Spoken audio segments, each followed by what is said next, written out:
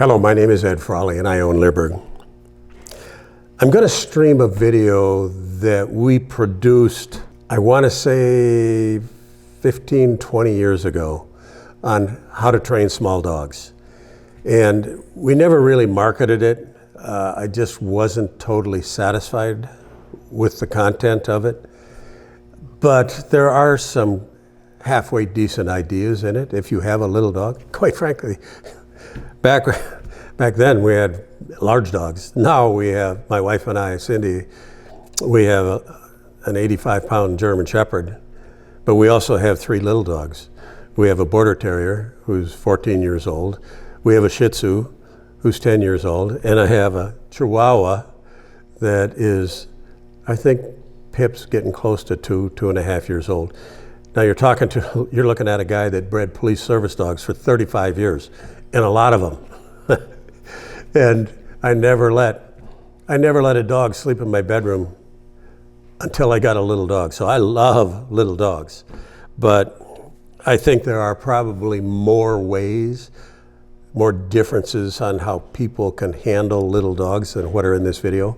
So I'm not putting this video out here saying this is the way to do it.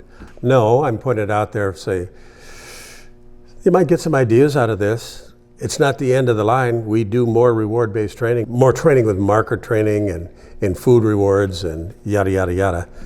And I'm taking some of these old videos that we used to sell and we no longer sell them, and I'm just putting them out there because people might find some of the ideas useful and they might find some of them interesting. And just a thought on why I'm doing some of these things. I think there's no one greatest dog trainer out there. And over the years, I've tried to produce videos with different trainers because you can get good ideas from everybody.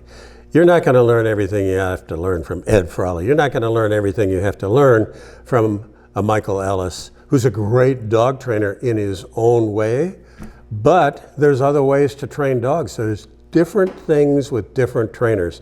And here I am, having started my first dog training video in 1982, and it's now 2025, and I'm 77 years old. I love it when I learn something new, when I can say, I never thought of that. That's really a good idea. And maybe you'll get some of this out of some of these streaming videos that we used to sell, and we don't sell them anymore. So that's why we're putting them out there.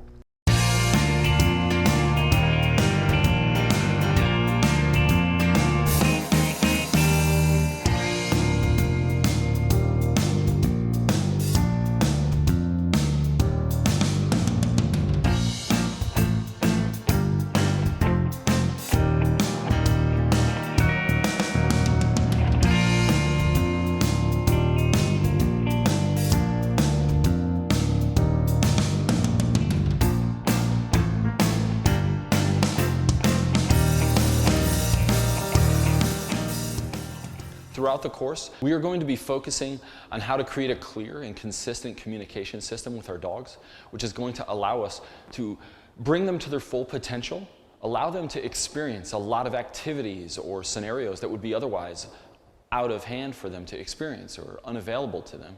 So throughout this course, we're going to be focusing heavily on some of the real world and practical applications of how to utilize obedience to unleash your dog's full potential and end up with a very healthy, well-mannered, and well-rounded dog. I'd like to discuss some of the common myths or misconceptions about owning a dog of smaller stature. The first thing I'd like to point out is that dogs are dogs. So when I refer to the small dog mentality, that is the mentality that I tend to find from people who think that their smaller dogs must be treated inherently differently than a dog of larger size. You'll hear me refer to dogs of smaller size, but what I'm not trying to do is call them small dogs in the sense that their brains or learning capabilities are any different than that of a large dog. They're not. Small dogs are dogs, and we need to treat them as such to allow them to reach their full potential and experience the world as it should be experienced from a dog's perspective. Some of the myths or misconceptions that I am asked on a very regular basis have to do with some of the differences that people think should inherently be between larger and smaller sized dogs. Some of these things include, but aren't necessarily limited to, people who ask me whether or not small dogs can learn the same as large dogs. Are they as smart? Do they have the same capabilities as far as environmental enrichment and activities you can do with these dogs? My answer is always the same. These are dogs, and we need to make sure we're giving them every opportunity available to us to make sure that they can be fulfilled. They are exactly as smart as bigger dogs, and they learn just as efficiently. One of the things that I tend to find is a big overarching problem with people who own smaller dogs is that they believe the dog should and needs to be carried around on a regular basis. What this does is prevent your dog from some of the environmental socialization that is incredibly important for a balanced and well-rounded animal. In many cases, we're not protecting them, but in fact preventing them from learning how to deal with a small amount of what is often referred to as eustress or good stress. This type of stress is what causes learning and development in all of us, dogs included. So it is really important that we don't look at our dogs as needing to be protected from the entire environment around them. People often also ask me if training collars can be used on smaller sized dogs, and absolutely they can be. Throughout this course, we're going to be talking a bit about how we can utilize a variety of different tools and displaying the function of these tools throughout this course itself. That being the case, I want to hammer home that again, these dogs are dogs, and they are going to learn just the same as any other breed or size of dog out there. So it is important to make sure we approach training from a very level-headed and thoughtful perspective that allows us to maximize the dog's potential. Another common misconception is that smaller dogs need to be puppy pad trained, or they are more difficult to potty train in general. What I tend to find the real issue here is in most cases, people are not doing their due diligence to educate these dogs about how to live with them in a household. They don't give them the same training as they would give a larger dog like a Rottweiler or a Labrador. They allow these dogs to roam the house unsupervised and uneducated in what it truly means to live with us in a copacetic manner. So again, throughout this course, we're going to be focusing on a lot of skills and techniques that are going to let you guys maximize your dog's ability to be a really well-rounded house pet. Another comment that is made to me very regularly is that smaller sized dogs need to be protected and prevented from interacting with larger dogs. I think this is a very big mistake. There's a lot of applications to get your dog around other dogs, no matter the size or breed of this dog, but it is very important that we do this in a meaningful way. We approach this exercise of socialization with other dogs from the perspective of not only keeping our dogs safe, but allowing them to interact with other dogs and learn some of the social nuances that are important to be a healthy and well-rounded creature. Because in public, I have very limited control over the other types of dogs that I'm going to be interacting with, it is very, very difficult for me to have a dog that cannot be around a larger dog or thinks that the perfect response to seeing a larger dog is to jump into my arms or avoid it completely. So in this course, we're going to discuss a little bit about how we can start getting these dogs around other dogs regardless of the other dog's size. I'd like to talk a little bit about some of the common equipment that we're going to be getting into for the rest of this course when it comes to actually training small dogs. One of the first ones I want to talk about is a drag leash. This is by far one of my favorite pieces of equipment with any size dog, but specifically for small dogs. I like a very lightweight drag leash. Now, if you have a really small dog, some of the teacup chihuahuas and things like that of the world, some of these clasps on the leash themselves can actually be a little heavy and weigh a tiny dog down. So just be conscientious of what you're going to be attaching to the dog. I'm a huge fan of a drag leash because it gives me a consistent way to guide and or interrupt a dog's behavior on a very consistent basis throughout the dog's lifestyle.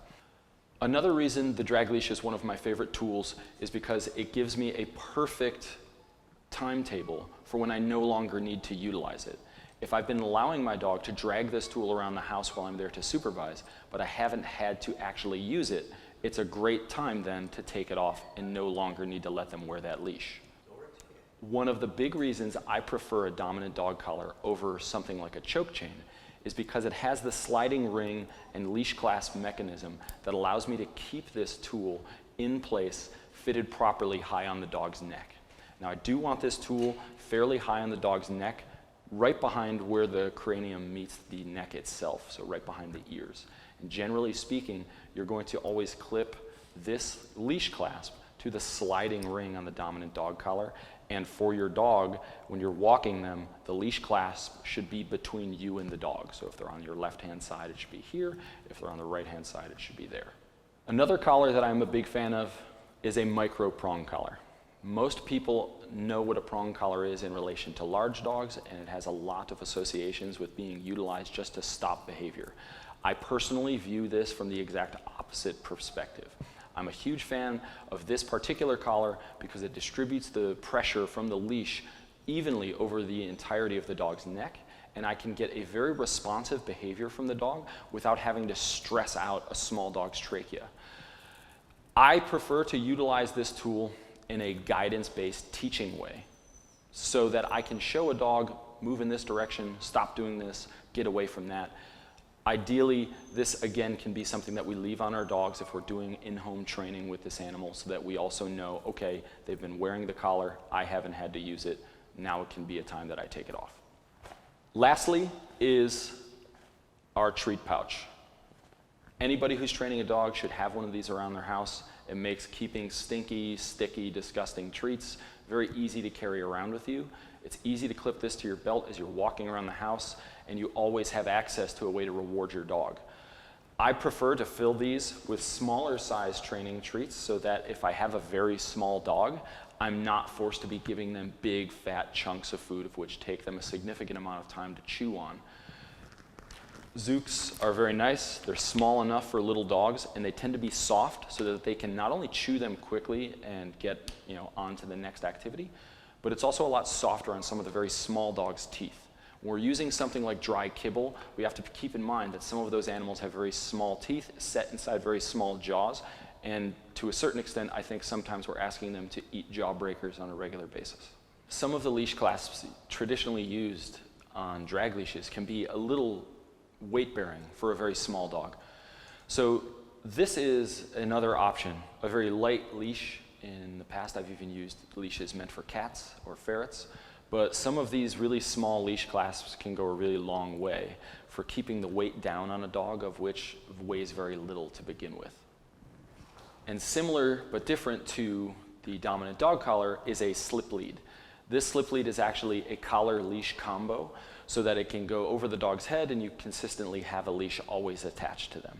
I do not prefer to utilize a slip lead that does not come with a leather stopper, which prevents the leash and collar itself from staying in the proper positioning at the top of the dog's neck, right behind the head.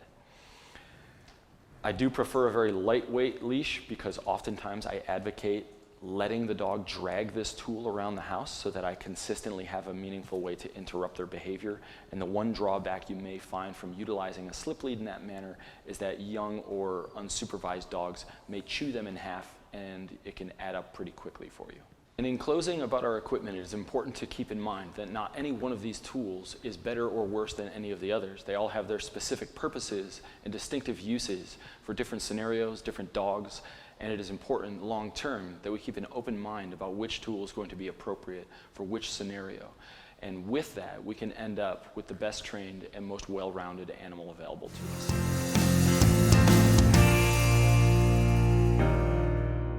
We're going to be going through how to fit your dog with a variety of different training collars.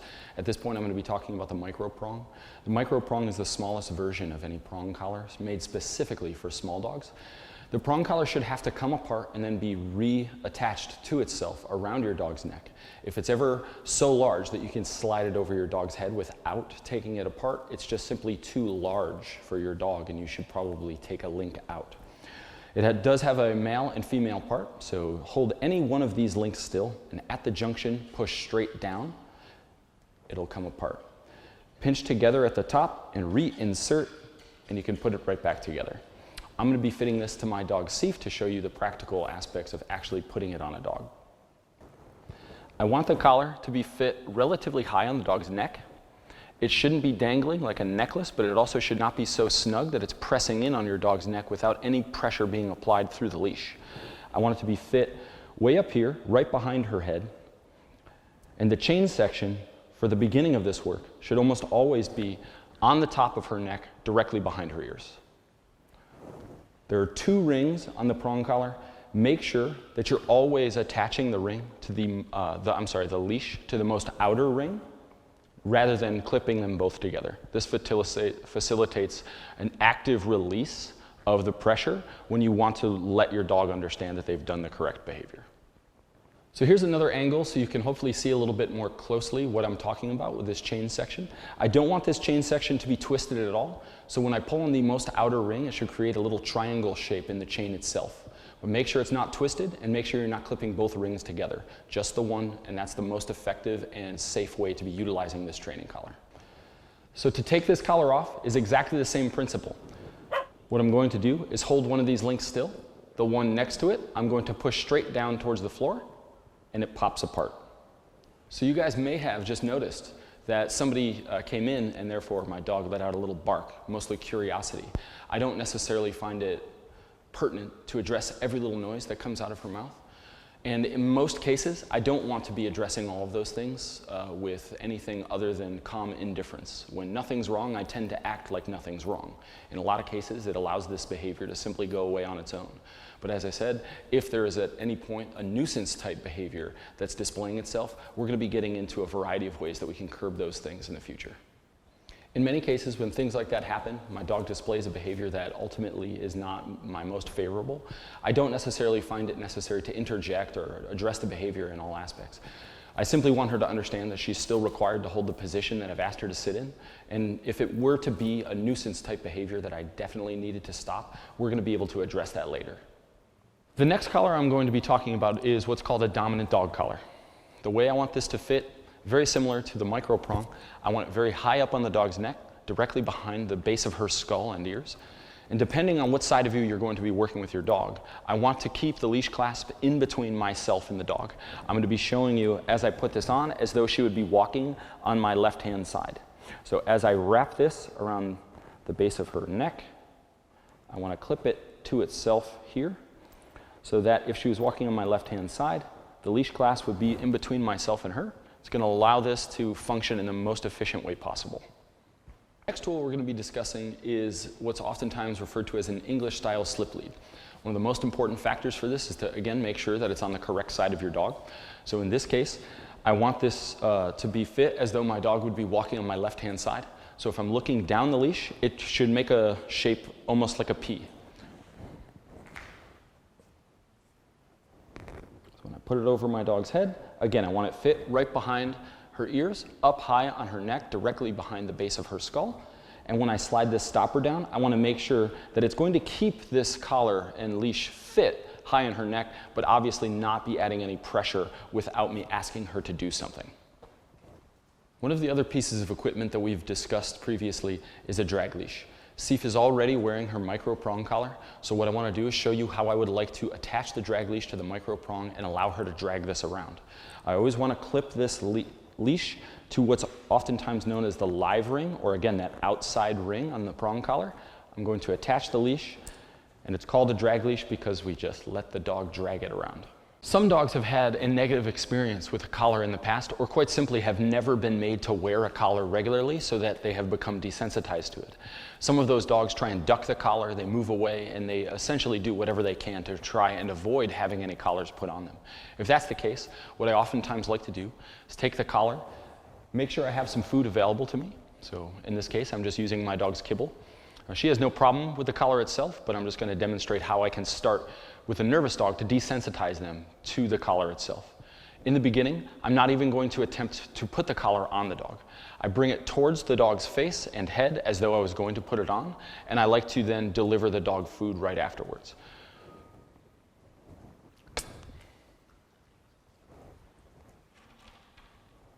Eventually, I would start to get closer and closer and closer to the dog with the collar, and inevitably be putting it on the dog's head. This can take a multitude of sessions if your dog is very nervous, but it is best to take your time and make sure that we develop this good habit as slowly and surely as necessary. Good.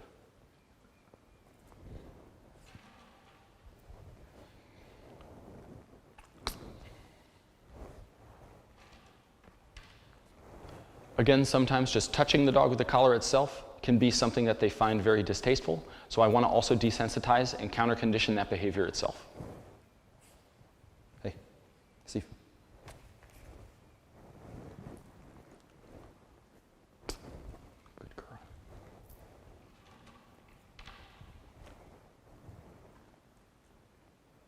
Good.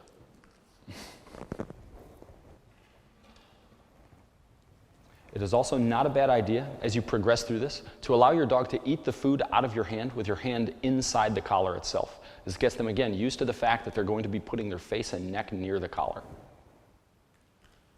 Good job.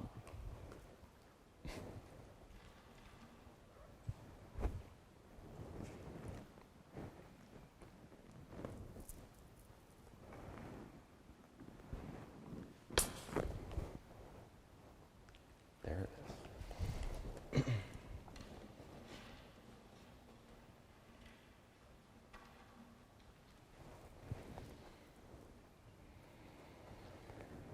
Once I get my dog relatively neutral to the collar itself, I want to start practicing putting it on the dog, but again, I'm not actually going to be clasping it around the dog's neck.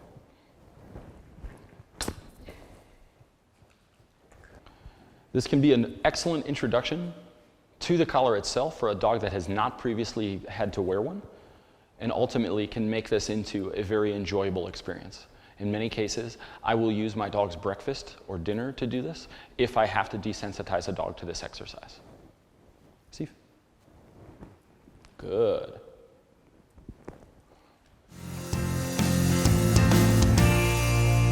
Having an effective communication system with your dog is extremely important. I use a variety of different markers. A duration marker, which for me is just good. I use a release marker, which is a neutral marker. It does not precipitate any reward after it. It simply allows my dog to understand, you're done with the behavior, let's move on with something else. I prefer that to what is oftentimes known as a terminal marker that is very regularly followed with an actual reinforcer, because if I'm always training my dog around the house to be constantly waiting for a high value reward, it negates some of the other principles of which I'm trying to achieve, which is getting a dog who's calm and relaxed. So I don't want there to be a consistent amount of anticipation built up for a big reward. When I am using a terminal release or terminal marker, I use a noise.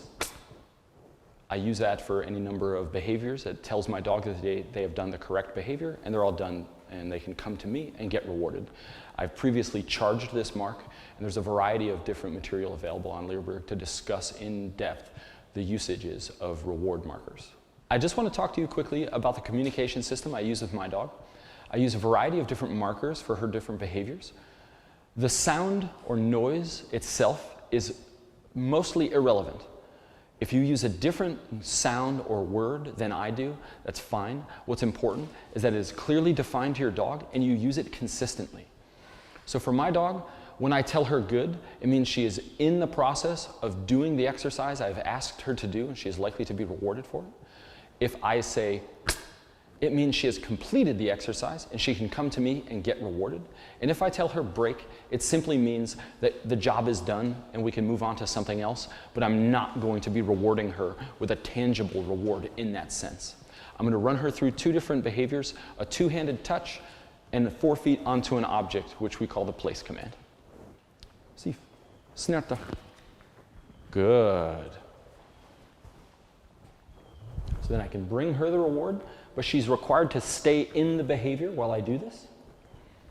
And when I tell her she's done and mark the behavior as correct, she can come get paid from me. Good job. See, Bailey? Good.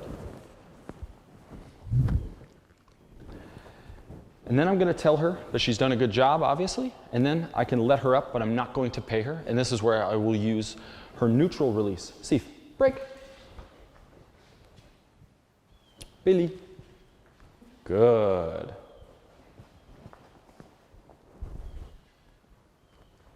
And now I'm going to tell her that she's done a good job. Her job is over. She can come to me and get paid. This is a reward marker or a terminal marker. As I said, the noises or sounds or words that you use are not important. The consistency of which you utilize them is, in fact, highly important. So again, make sure that you're being consistent and you have some clearly defined markers for your dog.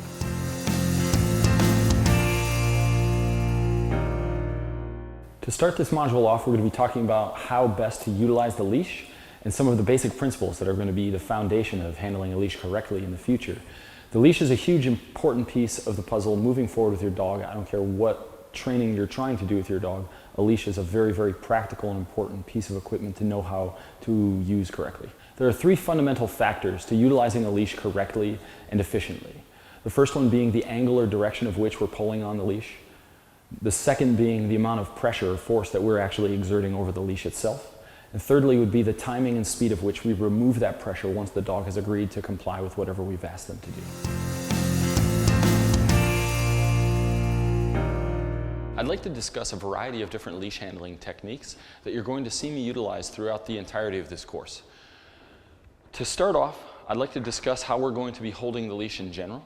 So the first thing I want you to be able to do is create what we oftentimes refer to as a thumb lock. So if you take the handle of your leash, you're going to put your thumb through the handle and make a fist around the entirety of the handle. This is a very strong and efficient way to hold the leash, and it does not require an excessive amount of squeezing on the handle itself. What happens is the leash on top of your thumb creates a pin action against your other fingers.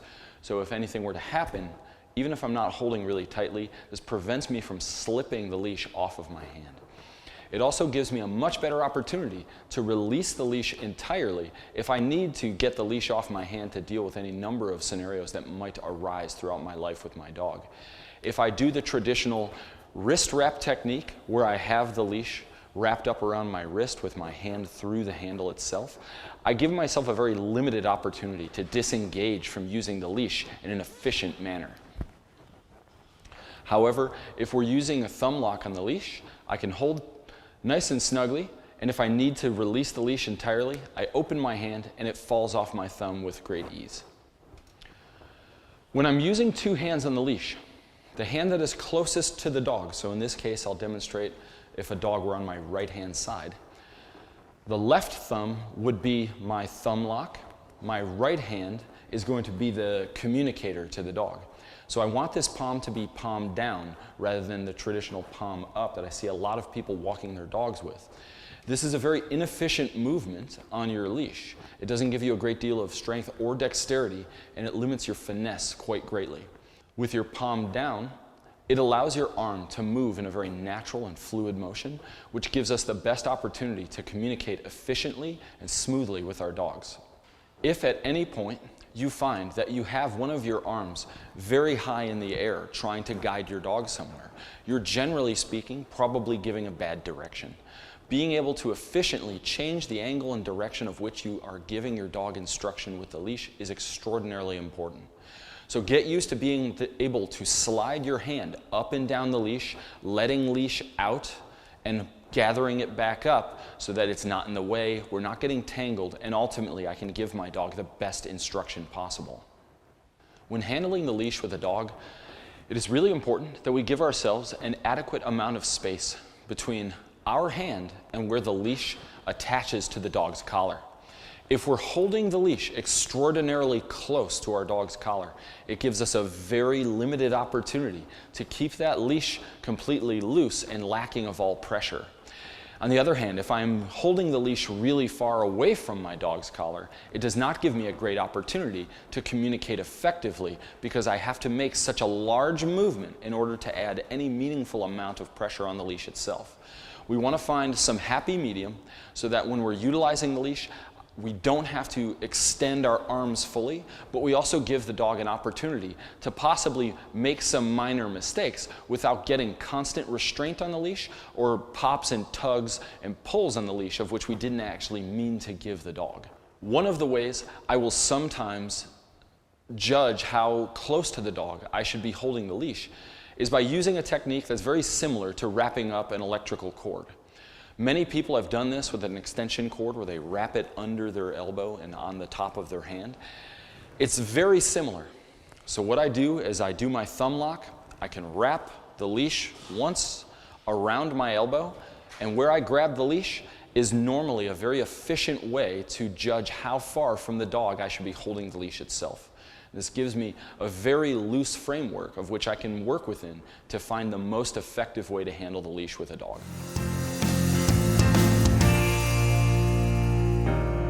The second factor that's important for utilizing good leash handling is making sure that we're utilizing an appropriate amount of pressure or intensity over the leash when we're asking a dog to move in a specific direction.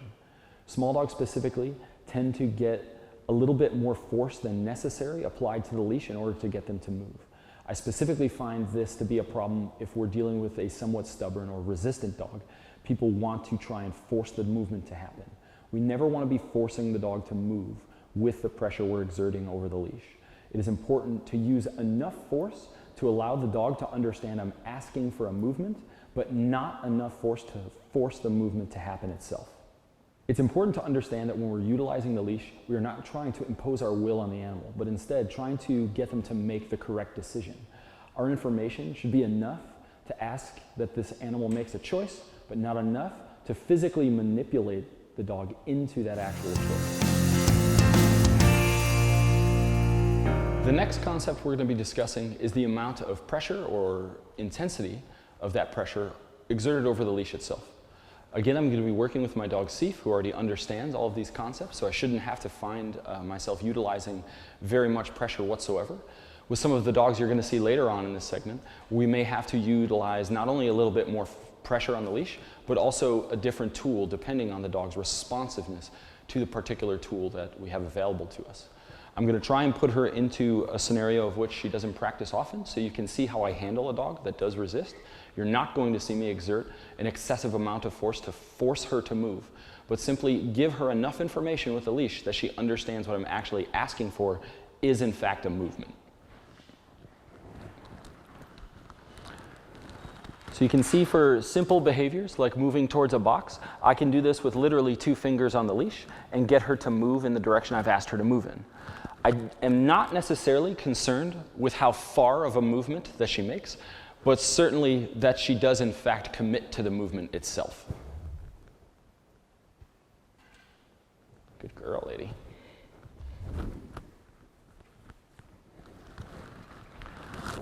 Backwards pressure up against a wall is not something that I have practiced recently with her extensively, so she tends to resist a little bit. You're going to see that I exert the pressure over the leash and simply sustain it until she makes even a minor adjustment of her body weight in the direction I've asked her to move. What this ends up teaching the dog is that I don't expect a lot, but I do look for a little bit of cooperation here. And if she tries, I'm happy to oblige her with a release of pressure. Good.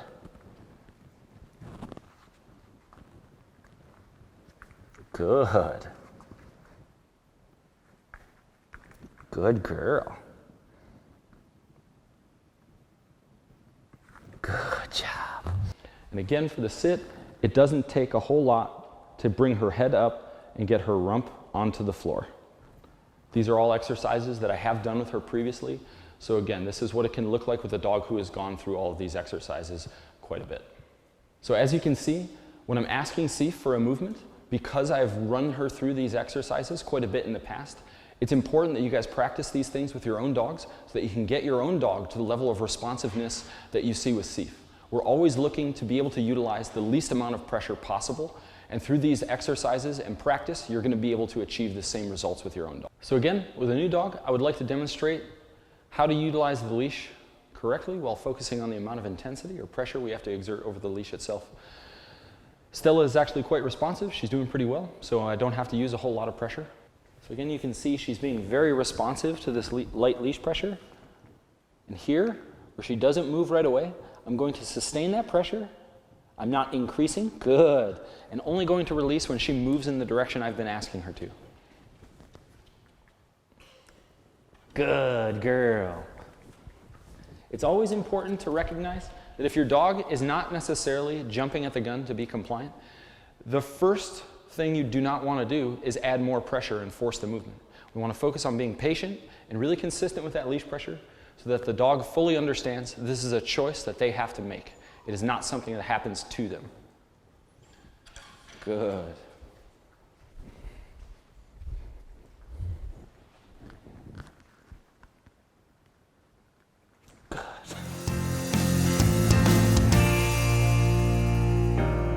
Being that we're going to be working with a variety of different directional exercises throughout this course, it is extraordinarily important that we recognize how important giving the dogs a very concise piece of information is. Small dogs, generally speaking, get a lot more instruction with what I look at as somewhat sloppy leash handling because they're so close to the ground. We really want to make sure that we're taking the time to give these dogs the best information available to them, guiding them from standpoints that are really easy to understand and move in that direction. It's the difference between pulling on somebody's shirt sleeve and pulling on somebody's hood. You always want to make sure that we're giving them the easiest escape route possibly. So this is my dog Seif. I've already demonstrated with Forrest what the angle and direction with the leash is supposed to look like. I want to now show you how it works with a dog who already understands this communication system with the leash. So I'm going to run her through a couple basic exercises just so you can see exactly what it should look like.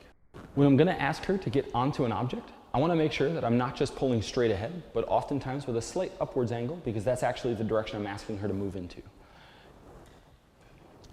If I want her to stick her rump on the ground, a little bit of upward pressure on the leash, and it brings her head up, her rump hits the floor, and that's precisely what I'm asking her to do. It's the same thing while I'm moving. If I come to a stop, I'm then going to ask for the same behavior, which starts to teach her to stop and sit with me anytime I come to a stop.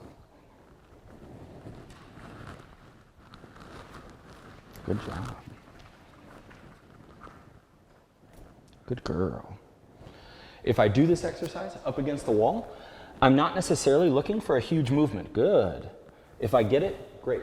But what I'm looking for her to understand is that this pressure backwards actually means I want her to move slightly backwards. This has a variety of applications, but most notably, I think it's really important that the dog understands that backwards pressure is not just restraint, but it's actually information. Good. Good.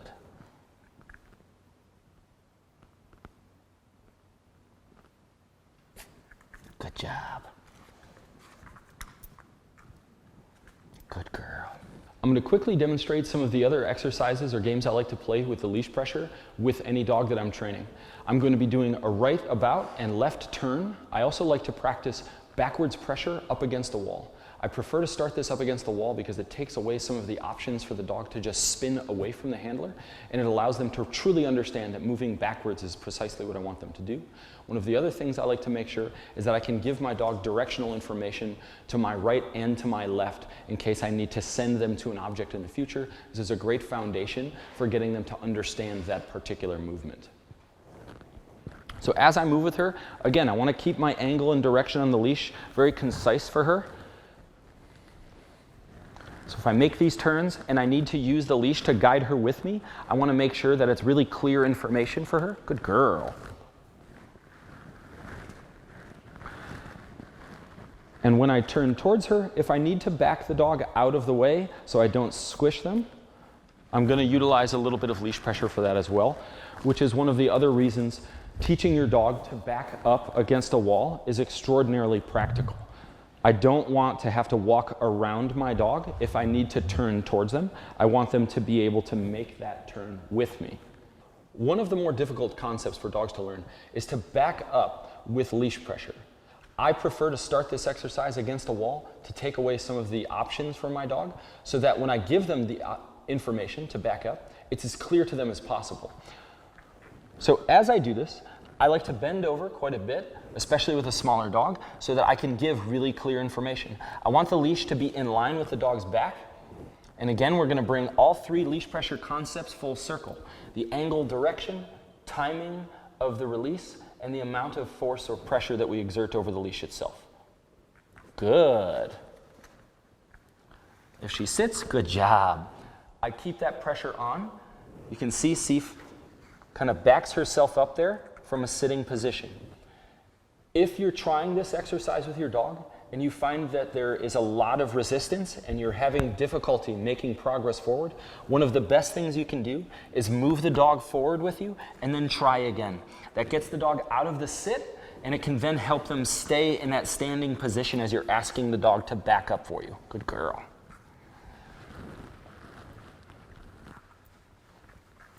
Good. Good. Good job. Good. Good girl. I'm still only using the dominant dog collar attached to a light leash. The reason I don't like to utilize food for this particular exercise is that I want the dog to understand that the leash itself is inherently informational. I want her to be able to process the leash as instruction and guidance. Rather than simultaneously luring the dog with food, I want her to make sure that the leash itself is adequate communication so that I can utilize this concept in practical and real-world scenarios. In future segments, you're going to see me working with a very young dog, of which I actually do use food to teach this exercise, because I want the dog to keep a very lighthearted spirit about it and be invested in the training itself. This dog has had some leash training in the past, so it shouldn't be a huge deal. I'm just using a regular slip lead with her. So depending on her responsiveness, again, we always want to be dictating our training by the response of the dog, not an ideal that we have preconceived. So I want to make sure that if I have a dog that is non-responsive to a specific tool, that I'm always able to adapt. So here you're going to see me again focusing on the angle and direction of the leash pressure. Good. Cool, good job. Good.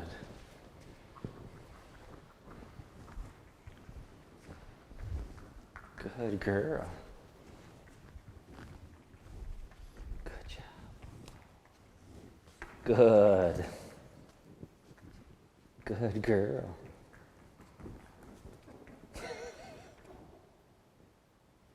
Good. So as you may notice, a lot of this leash handling is stuff that you probably do with a larger dog. It's important to note that small dogs learn exactly the same as large dogs. There's no need to treat them differently. So make sure that we're always looking to prepare our dogs for future success and different endeavors and treating them as though they're dogs. When I'm doing this exercise of almost casting my dog off to one side or the other, it's important that I set myself up for success. I don't want to be standing too tall and giving my dog a terrible direction on the leash. I want to do a lot of leaning and guide the dog in the direction I want them to go. Ultimately, this ends up with a dog who becomes very, very responsive on the leash, so that when I need them to make a movement, I do not have to exert excessive pressure on the leash to force the movement to happen. You can see she understands this as a directional piece of information. So I've been running Rugger through some of the different exercises for leash handling, most notably working on the angle and direction so he can learn to follow me. Now I'm going to start working a little bit with getting him onto an object. He's already put a paw on there, and I'm going to release pressure for that in the beginning. Further down the line, I'm not going to be releasing pressure for a single paw. I'm going to expect a lot more commitment. But being that he's a very nervous dog, and he's just now started to work with me really fluently, I don't want to be asking for too much too soon. And in most cases, the dog will do the rest for you if they start to learn that their choices can really impact what's going on around them. You done? Good boy. When I'm working with a nervous dog, I do like to be really close to the ground, but I also like to sandwich the object between myself and the dog so that I'm not asking him to move across my body to get onto the object itself. And here, I'm just going to sustain that pressure until he shows some willingness to move where I'm asking him to. So you can see when he's moving in directions, good job, that have nothing to do with where the object is, I'm not releasing that pressure. I'm also not going to be adding pressure for when he steps off the object at this point. I simply want him to learn how to follow instruction with a leash to get onto any number of different objects. Good, Rugger. Oh, good job, bud. Thanks. Good boy. Very nice. Break. This is Ruger's second session with me, and he's already starting to make some pretty significant strides in the right direction.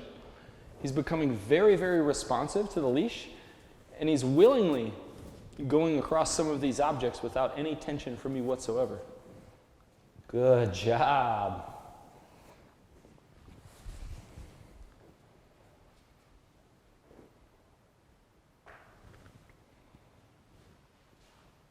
Good boy. Over here, handsome.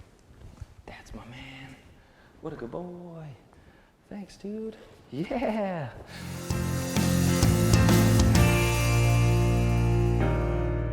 The last concept I want to discuss with you is the timing and speed of the release of pressure over the leash. It is important to make sure that we release the pressure the moment the dog commits to the action we have requested. I don't want to sustain pressure over the leash until the completion of the exercise, but only until the commitment to the action itself. So as I start to run Seif through some of these exercises, you're going to see that when I release the pressure, it happens very quickly. I'm not waiting for her to move enough that she releases all the pressure herself. But again, this needs to be a participatory action on my part, so she learns that we are cooperating to achieve a specific action. When I ask her to move, I give that pressure and then relax as she begins movement. I don't always sustain the pressure until the dog has done exactly what I've asked them to do, but again, only until they begin to move in the direction I have asked them to go in. So here, where she just lays down, I'm going to sustain that pressure, and we're going to wait until she actually gets her lazy butt up and moves.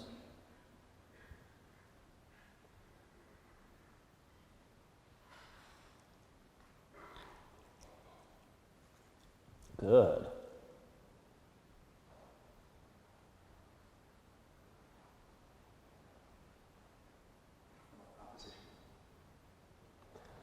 So this is what's traditionally known as opposition reflex. I'm asking her to move in this direction, and reflexively, she's pulling back against it. The movement away from the handle can be one of the more complex actions we ask our dogs to partake in, and it is important that she understands I'm willing to be patient and allow her to think this problem through so that in the future, it's not such a big deal for her.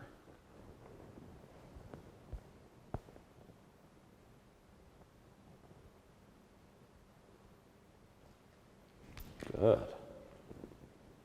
Good job.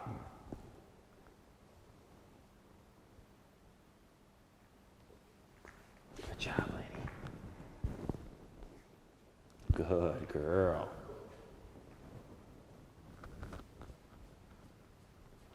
One of the other things that's really important, if you find yourself working with your dog and they're very resistant to a specific behavior, and they then give you a small version of that behavior, one of the worst things we can do is immediately reapply pressure and ask for another response immediately.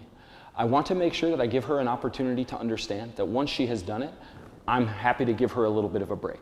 I can then wait a few seconds, ask her to move again, and in many cases, the dog is going to be more willing to move in that direction because they have already been successful at relieving leash pressure by moving in the direction we've asked them to go.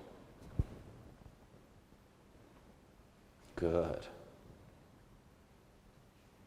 Good girl. Good job. Good girl. Again, the timing of which I release the leash pressure is extraordinarily important. I want to make sure that she understands as soon as she begins to do the exercise, the pressure is going to be relieved. So again, watch how quickly I push the leash back towards her to remove all the pressure on the leash once she has begun to move in the direction I've asked her. Good. So again, the timing there was not when she achieved a specific location on the floor, but as soon as she turned and began to comply with the exercise I've asked her to do.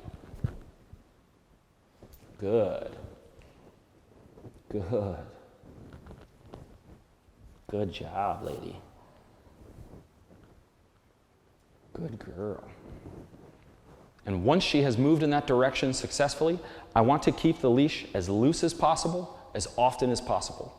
Because leash pressure is information from me to her about something I would like her to do, once she's completed the action, that information should cease to be there. Good.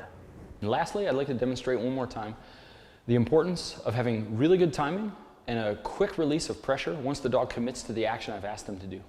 So I want you to focus on how I push the leash pressure back towards the dog once they begin moving in the direction I've asked them to move.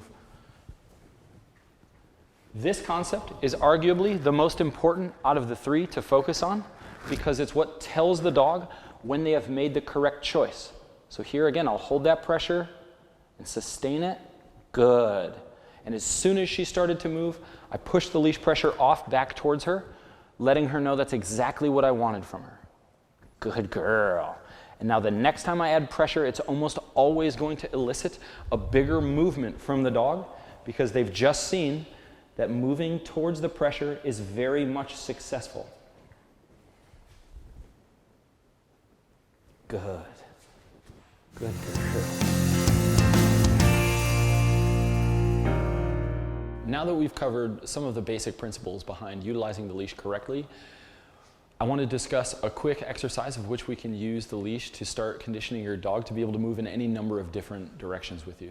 It's important that not only are we able to give your dog instruction as far as moving away from you, but learning how to follow you, get into specific positions, and learning to move in any number of directions that's going to be useful and practical throughout your life with your dog. One of the most difficult ones is backing up, and I prefer to do that exercise up against the wall so I can make the dog's life as easy as possible. But in most cases, I really want to focus on making sure the dog can follow me and stop with me when necessary.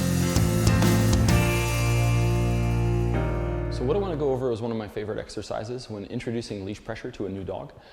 I'm going to be working with Seif, so you're likely not to see a ton of opposition reflex from her about this particular exercise. If you do, I'm going to talk you through how we're going to handle that. But this exercise is getting a dog onto an object with leash pressure itself. I really like to do this to make sure that the dog understands that leash pressure is simply information, and that if the dog is confused or nervous about the action, I'm going to be fair enough to wait and allow the dog to work through the problem so that ultimately we can create a more confident dog that can deal with some of these real-world problems in a much more comprehensive manner with a lot less stress. So I'm going to first bring her over to this object, which is basically two boxes stacked on top of one another. I did this simply because she gets on top of a regular box without any issue. So hopefully we can show how we're going to be utilizing the leash pressure for this exercise itself. I want to make sure that in this case, because I'm asking her to move upwards, that I can actually use a little bit of an upwards direction on the leash. And as you can see, I'm combining all three of the concepts involved with angle, amount of pressure, and timing and speed of release of that pressure so that she understands the moment she has made the correct choice and starts to move on to the object. I also like to do the same thing with moving a dog off of the object, and again, that's going to be a slightly downward angle. I always want to make sure that I'm giving my dog the best opportunity to understand what I'm asking that I possibly can. I'll show that one more time. Good girl.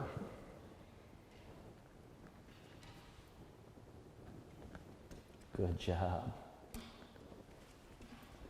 So I'd like to demonstrate one more time using the leash to get a dog onto an object to help build some confidence and also interject a lot of practical benefit in the future. So this is going to be the foundation to the place command, but also it helps quite a bit to build confidence and teach dogs how to handle challenges or a little bit of minor stress. And again, all three principles of good leash handling, direction, amount of pressure, and speed and timing of release are all going to be important in utilizing the leash to get this young lady up onto the object itself. So here where she's being a little resistant, I'm going to continue to hold that pressure, not amplify it, in the direction I want her to move, and as soon as she starts moving, I'm going to release that pressure.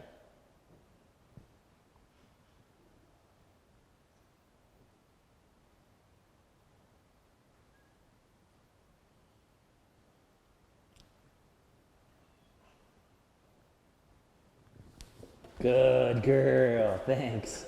Yeah. How about this one? Good girl.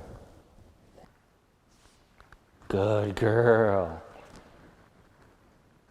Good. You like this one. The other, and avoid the object. I'm just using the leash to limit her options. I don't want to use that as any type of punishment, so I'm not adding an abrupt application of force. I just want to make sure that I stop her from just trying to circumvent the object itself, and learn that when presented with a challenge, sometimes you actually have to deal with it. Good girl. The reason I don't like to rely heavily on food at this point in the dog's understanding of the exercise is I want to make sure that the dog has a very clear understanding that the leash itself is often a command. I'm asking the dog to move in a specific direction for, in many cases, a very distinct purpose. So I want to make sure that the dog really recognizes that it is the leash itself that has inherent value. Good. And again, when I'm trying to get him up onto an object, I'm going to be using a slightly upwards direction on the leash so that he knows I'm actually asking him to go up onto it. Very nice. Thanks, bud. But at this stage, we're not concerned with the amount of time he spends on top of the object itself, but in fact, just that he's willing to follow me onto the object at all. Good job. I'm going to start introducing pressure to get onto an object with Sunny. One of the first things I like to do, especially if I've already taught a dog to get onto an object with a food lure, the dog may have a really distinct association with anticipating the exercise. What I oftentimes do in that sense is just stop the dog from jumping onto the object, which I've had to do a couple times with Sunny because he really likes getting on his dog bed. From this, what I'm going to do is that now that I have him stabilized with me, I can actually utilize the pressure to teach him to move onto the object itself with pressure alone. From here, again, we're going to be focusing on the 3 principles of good leash handling: angle and direction, amount of pressure, and timing of the release of pressure. So as you see me guiding him onto the object, or in this case, guiding him away from the object, you're going to notice that I'm going to be putting all 3 of these things together in pretty quick succession. I'm going to approach it from this side. Good boy. So you can see here, I'm going to stop him so he does not anticipate. The only reason I don't want him to anticipate is so that I can actually teach him to turn off leash pressure by getting onto the object. It's a very important skill for him to understand in the future so that I can utilize this concept to make sure that I can keep him still even if he would like to be doing something else. So from here, a nice loose leash, a light direction towards the object, and a quick release as he commits to moving towards it. Notice I did not release the pressure once all 4 feet were up there, but I released the pressure as he began to move towards the object. It's a very important distinction to make. I don't want to hold pressure on the dog and drag them onto the object. I want him making the decision to go, and as soon as that choice is made, we're going to release that pressure. I'm going to demonstrate this exercise again, and I want to touch on why I'm not interjecting food with this exercise right now. The reason I'm not using food is I do not want Sunny to follow a food lure up onto the object. I want him to be learning how to distinctively turn off the pressure from the leash, and I also want to make sure that he's only thinking about one thing at a time. If I start using food and simultaneously asking him to stand still and be relaxed, it's a lot more likely that he's going to increase his energy and intensity, and that sometimes makes it a lot more difficult for me to keep him on task. So again, no pressure on the leash, a distinct guide towards the object, and release as soon as he starts going. From here, I can praise him, tell him what a good job he's done, but I don't want to go over the top with my praise. I want to make sure he understands he's done the correct behavior, and we can leave it at that. I eventually will be expecting this type of exercise to happen in a relatively low energy setting. I don't want him here anticipating a big fun time or lots of rewards. I want him to be able to sit still, take a deep breath, and relax. I'm going to do this exercise a couple more times from different angles of the object to make sure that he can get on this from any approach. Bree, come on. Good boy. Good boy.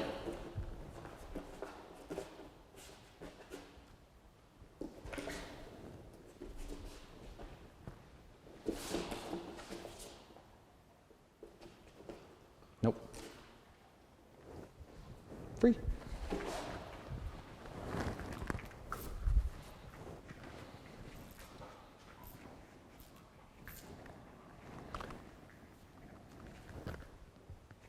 Good.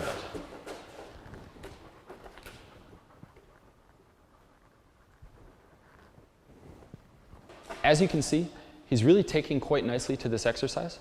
I don't want to expect too much more than that. I'm simply laying a foundation for future behaviors. The next exercise I'd like to go through with Sunny is learning to back up with leash pressure. Again, I prefer to do this against a wall, and you're going to get an opportunity to see, again, a more energetic and active dog doing this exercise. In this context, it is extraordinarily important that we keep our leash direction really concise and easy to understand for Sunny, so that we can almost guarantee that he is successful as we move through this.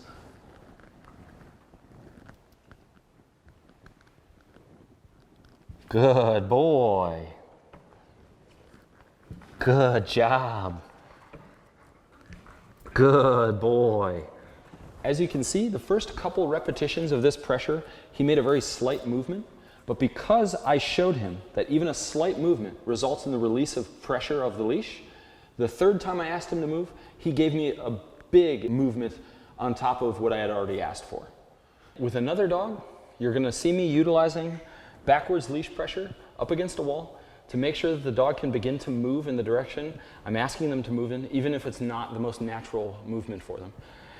With this dog, she does a very cute little shimmy, and it's important to notice that I'm not demanding a large movement from her, just commitment to movement in the direction I've asked her to go. So when I add pressure and she sustains opposition, good. I'm even going to release if she just sits at this point. I can always then ask for a little bit more, and the more I practice this, the easier, good girl, it's going to become for her to be able to move in this direction with no resistance whatsoever. Good job. Good girl. Yeah. Good girl. And you can start to see she's giving bigger and bigger movements with more commitment, which is really all I'm looking for. A slow progression in the right direction.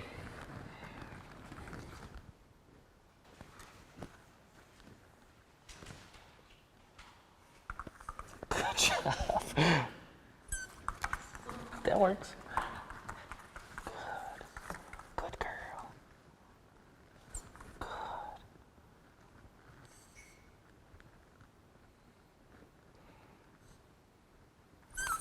Good. Good girl.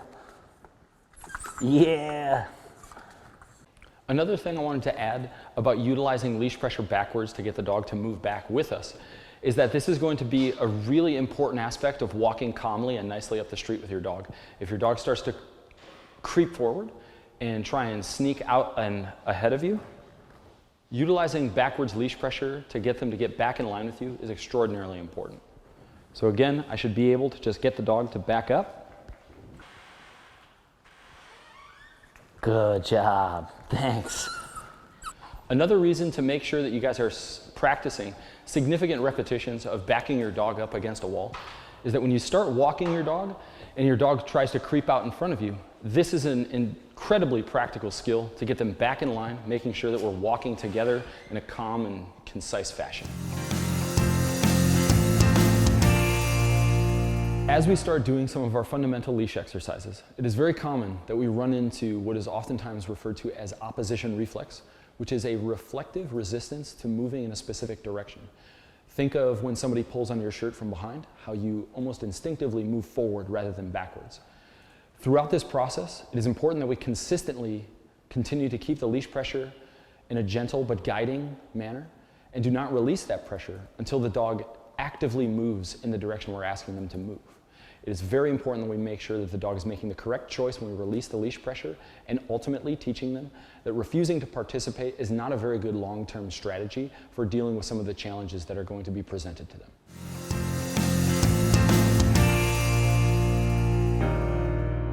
I'm going to be introducing the concept of leash pressure to this dog, Rugger, who is roughly 8 years old.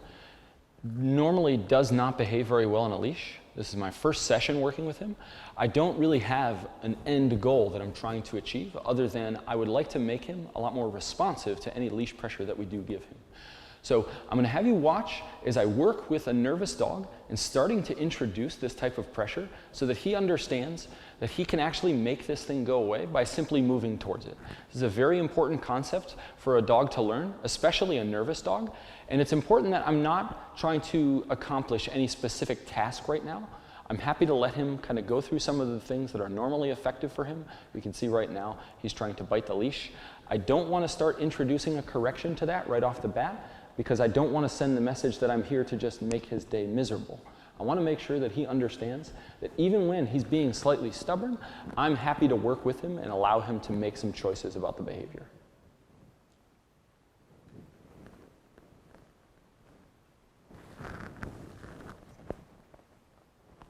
Good. Because this dog has never really had any real leash work, he has had a lot of success with these types of behaviors, which he can throw a protest and then not have to do what he was asked to do. It's important, again, that we help him work through these exercises and not respond to some of these almost temper tantrum type behaviors that we can see a nervous dog displays when put in a scenario of which he does not feel comfortable and is not necessarily willing to work with me out of the kindness of his heart. It's also one of the major reasons I advocate allowing dogs to learn how to deal with something stressful in a very non-conflict based manner. You can see that this guy is a little nervous about my presence in general. I like to angle my body away from the dog. I don't want to draw him into the center of myself. I want him to learn how to follow me. And again, I'm putting the same principles in place. A good direction, an angle on the leash, light amounts of pressure, and a quick release when he begins to move with me. Over time, what he's going to start to learn is that following his handler is quite literally the path of least resistance. Good.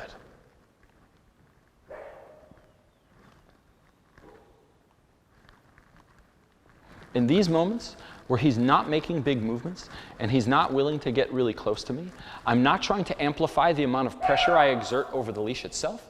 I'm simply allowing him to learn to move towards the pressure and learn that if he doesn't, that feeling is just going to be sustained.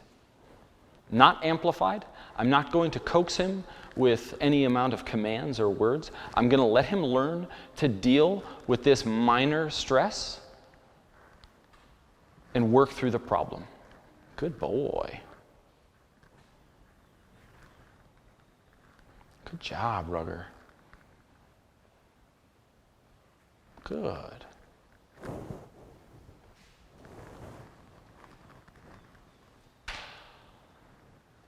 Good. For each movement that this young man makes in my direction, I want to make sure I'm releasing that tension on the leash as soon as he starts to move. Ultimately, this is going to end up with a dog who starts to move more and more with lighter and lighter pressure.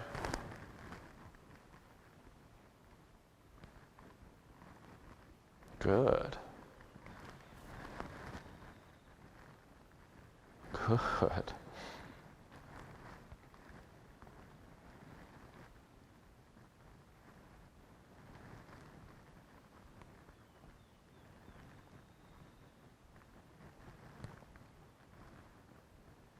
Good boy.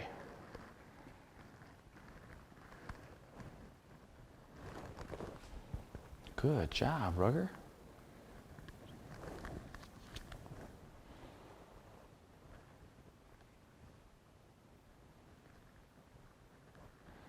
As I've stated in previous segments, I'm not concerned with how close to me Rugger actually gets, but only that he's committed to moving in the direction I'm asking him to move into. This is not the type of exercise that you want to try and force a dog through. It is most important to let a dog like Rugger understand that he has a choice to make and that we are willing to work with him. So slowly but surely, I want to refine his ability to respond correctly to this information so that long term I can utilize it in any number of different scenarios to make sure that I can start to empower this young man to feel more comfortable and confident in any of the scenarios of which he will find himself.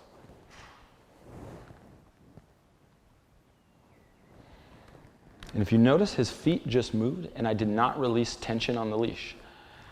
I don't want to release the tension simply for him positioning his body in a more beneficial way so he can resist the pressure. You know, if he's trying to change his position simply so that he can resist me more comfortably, I don't want to release the pressure for that. When he makes those side steps or actually turns in the direction, then I'm going to release pressure. But if he's simply trying to tell me there's no way it's going to happen, I don't want to release that tension. Good boy. Good job, Rugger. Good boy. Good boy.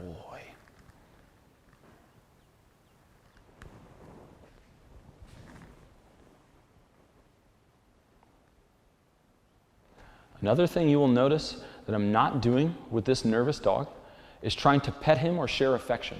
He has given me no notification whatsoever that he is at all interested in my affection or attention whatsoever. I don't want to start grabbing at him and betray the trust that I'm starting to build with him. When he solicits my attention, then I can start to share some affection with him. So if you're working with a nervous dog, focus on getting the dog to be a little bit more comfortable with you, and if they ask for your interaction, then we can give it to him. Until then, he may actually find it more of a punishment than a reward for me to share any affection with him. And again, as you can see, he tries to bite the leash. I ignore it, and the process ends right there. Good. As I previously stated, I don't have any specific end goal I'm looking to achieve with this dog. And it is a bit of a unique scenario in the sense that I am not his owner. We have no real relationship established, and he has been handed to me from his owner. So one of the things that you're probably not going to be dealing with your own dog is this level of nervousness and unwillingness to get within arm's reach of you. However, if you happen to be a professional trainer that works with nervous dogs, you may experience this type of behavior sometimes in your clients' dogs. Again, it's important that we don't focus on how quickly we can get him to the point of which I can put my hands on him or I can ask him to do a specific exercise like place or sit, but instead worry about how responsive I can make this dog to leash pressure itself. At this point, Rugger has gotten a lot more responsive to the leash itself. He's stopped resisting as much, and he hasn't really been attacking the leash whatsoever. So this is somewhere where I would want to end the first session. I can give him an opportunity to think about exactly just what happened, and in our next session, we can hopefully make a little bit more progress with him. Good. Yeah.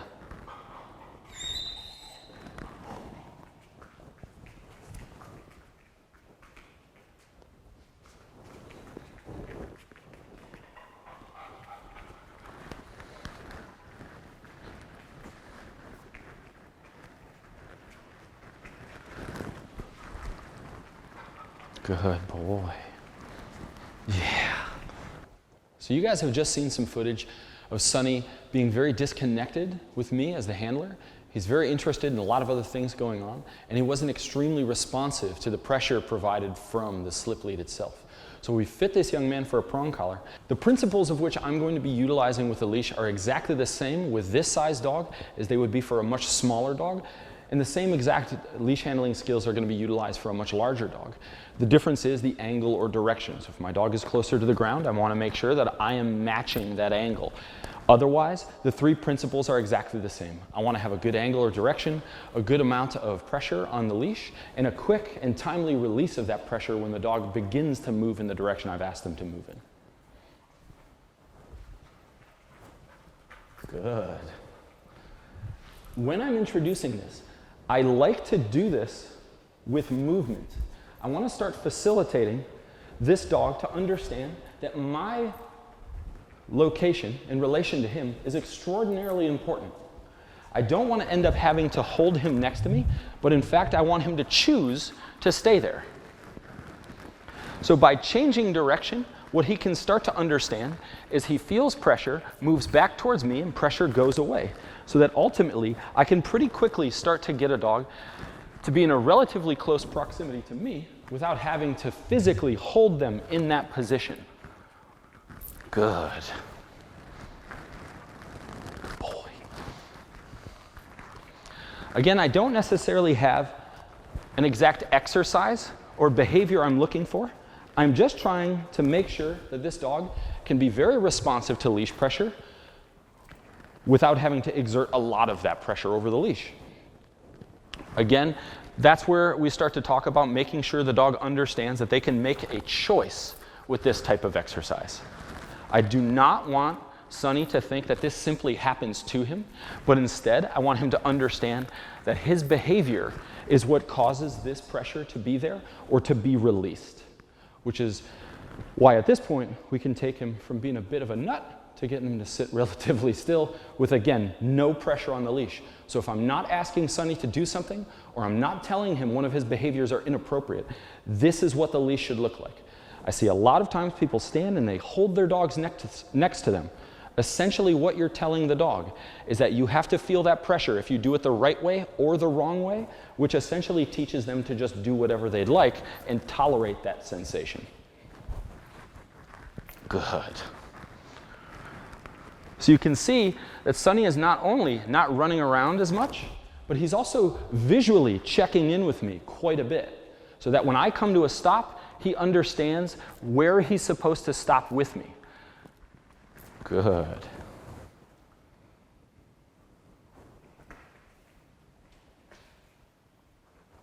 And here I'm going to start to introduce a little bit of pressure just to see if I can get him to put his rump on the floor. Again, I'm not going to be increasing this level of pressure. I want to give him an opportunity to think about it. There's a variety of things going on right now. Oh, yeah.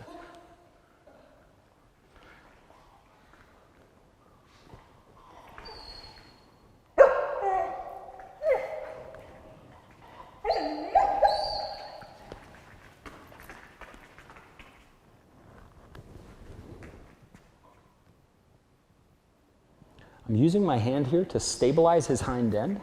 I'm not pushing him down. I'm just trying to keep his little wiggly self from running all over the room. So this hand on his rump is not there to force his hind end down, but to help stabilize him so that I can keep him in a particular position and ultimately, that's my boy, thank you, get him to make the right choice.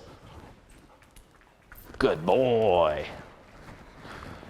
So not only is Sonny a much larger dog than the dog you've seen previously, his energy is incredibly different. He's very boisterous, he's very curious and inquisitive. He wants to be doing things, he doesn't necessarily want to be watching things happen.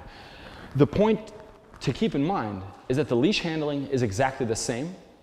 I want to make sure that I'm establishing a clear foundation of the 3 principles that are important for good leash handling. And I also want to point out when it's really important to recognize the opportunity to change tools. The slip lead was not really helping us achieve what we're trying to achieve, which is a dog who becomes much more responsive to the leash itself. The switch to the prong collar made a huge difference for him. Now we have a dog, through no prompting of my own, who is able to sit still, check in with me visually, and understand where I am in relation to him without the use of a lot of force. No real punishment has been used in the sense of giving a correction. And ultimately, we're teaching this young man how to take a deep breath and relax. With a dog this age, Rosie is actually only 14 weeks old, we really don't do any significant leash pressure work with a dog like this.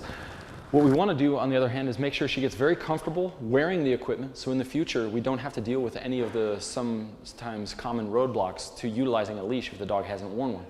So letting the dog just use a drag leash, drag it around your house, has a really big impact on your ability to utilize a leash in the future. If your dog is a little resistant to the leash itself, it's very often a very practical exercise to interject some food lures into this so that the dog can stop being so distracted by the leash and focus a little bit more on the work at hand.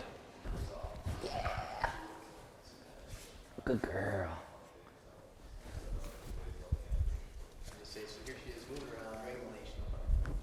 So as you can see, the food keeps her really engaged, and it's a really easy way to get her to ignore the fact that she's dragging a leash all over the house. And again, it's going to make future interactions with the leash much, much easier. In this module, we're going to be talking a lot about the place command. The place command, to me, just means get 4 feet onto an object and stay there until you're asked to get up and go do something else. This is one of the most important concepts that I try and teach dogs, and the reasons for that is it's an excellent tool for teaching a dog self-control, creating boundaries, structure, and just everyday limitations on your dog's behavior. But it's also one of the best tools for using an interrupter to stop any unwanted behavior from occurring or becoming worse down the line. We're going to get into how to use some of the leash handling exercises that we've already gone over in the previous modules. And we're also going to talk a lot about how we can start to interject some food rewards into this exercise to make sure that your dog doesn't view it as punitive only. Some of the reasons that I like to teach the place command to any and all dogs, of which I have the opportunity to do so, is it is an easy way to teach a dog how to utilize a high level of self-control without amplifying the level of difficulty right off the bat. One of the benefits I think that this command has over some of the other durational commands like a down or sit stay is that the dog is not dictated to stay in one specific position throughout the entirety of this exercise. If the dog sits, stands, or lies down, none of that is of any of concern to me.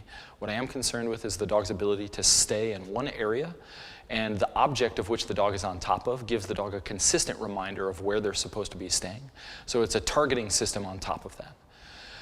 Keep in mind that the place is something your dog does on top of an object. It is not the actual object itself, which gives us an opportunity and an obligation to generalize this exercise to a variety of different objects, different locations, anything ranging from a dog bed at a friend, neighbor, or relative's house, all the way up to the scale at your veterinarian.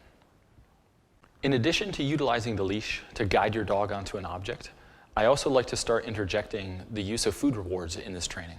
I want to make sure that I have an opportunity to tell a dog when they've done a good job and then provide them with a reward upon doing so.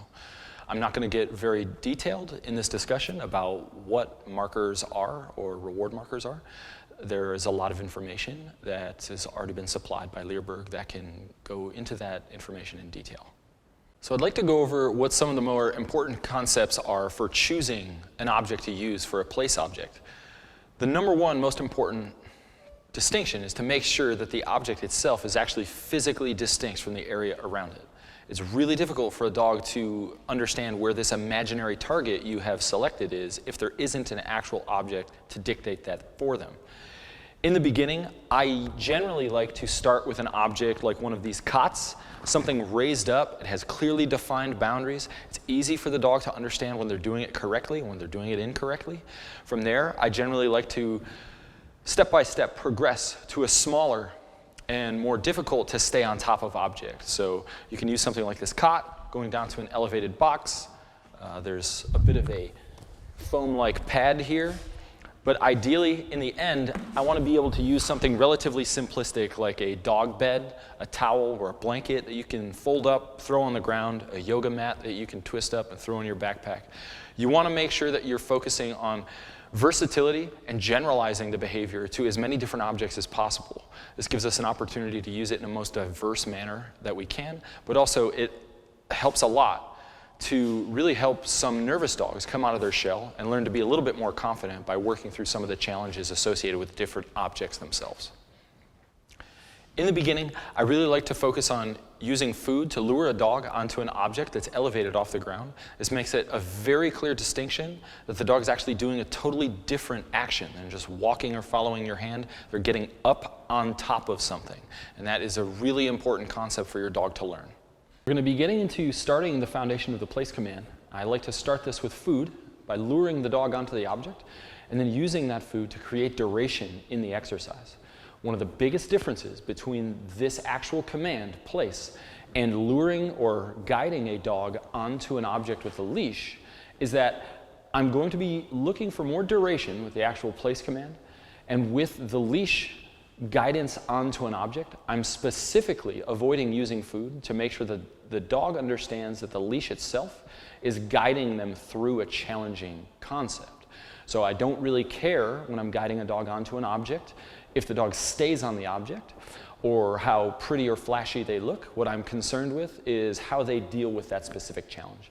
When it comes to the place command, I'm going to be utilizing this in a broad variety of different scenarios to interrupt or get my dog out of scenarios that may be disruptive or nuisance behaviors, but also to teach the dog how to be calm, use a lot of self-control, and overall just become a much more well-rounded part of the household. So as I said, we're going to start this with food, and I'm going to be using Seif to demonstrate that. So while the dog is here, I like to make sure that I can pay them a variety of times while they're on the object. At this point, I usually like to start adding a small amount of movement while the dog is willing to stay there for me, so that the dog learns the concept that I'm going to move and they are going to be required to sit still. I'm not going to be moving a great distance away from them, but I do want to start interjecting that pretty early on in this scenario so that it doesn't cause me headaches in the future. Good girl.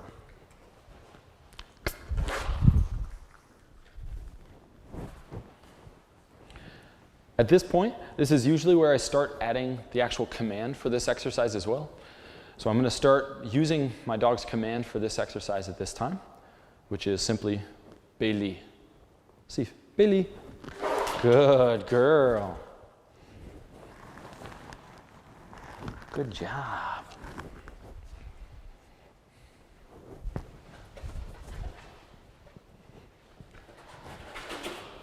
When the dog is doing the command place, I'm not concerned with whether or not they sit, stand, lie down, or face in a specific direction.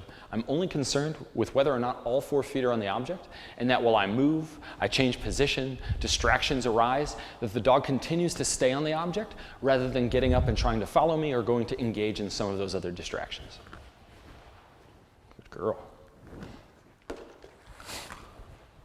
So all of this food luring stuff you can find in some of the other videos available at Leerburg.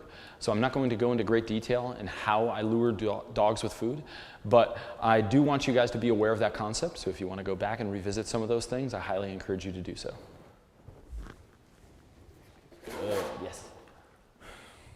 So this is my 3rd session with Rugger. We're going to start introducing him to the concept of the place command with food. So after we've taken a little bit of time to get him used to taking food from me, he wasn't super comfortable with it right off the bat. And again, we want to make sure that we have a dog that's very engaged in the actual training itself. You'll also notice that we have another dog, Rainey, who's doing a place command quite nicely for us. Now, if you're going to be utilizing another dog like this as a distraction, it's really important to make sure that not only is that dog good with other dogs, but that they have a significant level of training as well. So if she tries to interact with us while we're training, she can be easily controlled. But we always want to make sure that we're setting ourselves up for success and we're keeping all the dogs safe in the process. Rugger. Yeah, good boy. Come here, man. Good boy. Good job.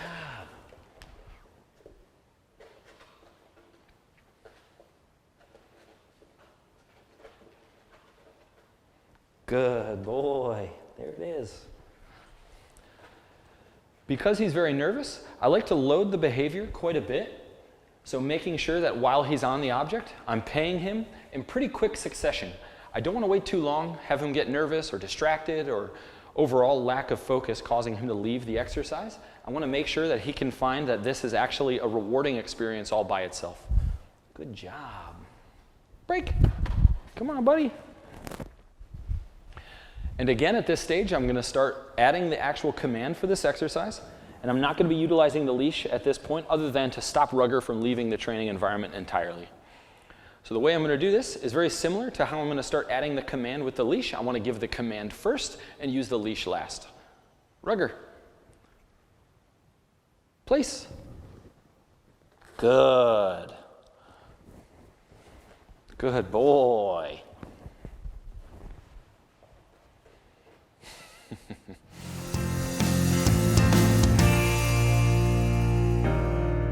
In this next clip, you're going to see me start to interject some rewards with the exercise of the place command. On top of which, I'm also going to be utilizing a release word, which simply tells the dog that their job is completed. I don't like to pair this release word with toys or treats right off the bat. I simply want to sound happy, move away from the board or the object, encourage the dog to come with me, and allow them to understand that when they hear that cue, they're allowed to disengage from the behavior. So once we have the dog getting onto the object with a food lure, I like to start introducing the concept of leash pressure to get the dog onto the object for this command as well. The reason for that is I want to make sure that even if I don't have something that I can immediately reward my dog with, that I have the ability to still make sure that I am consistent with my training over time. But also, this allows me to work my dog through conflicting motivators to make sure that I get the end result that I'm shooting for with the least amount of stress and the highest likelihood that the dog continues to do this exercise with a very high level of regularity. Keep in mind that we've already done all of the foundation exercises required to make this a seamless transition for your dog with leash pressure.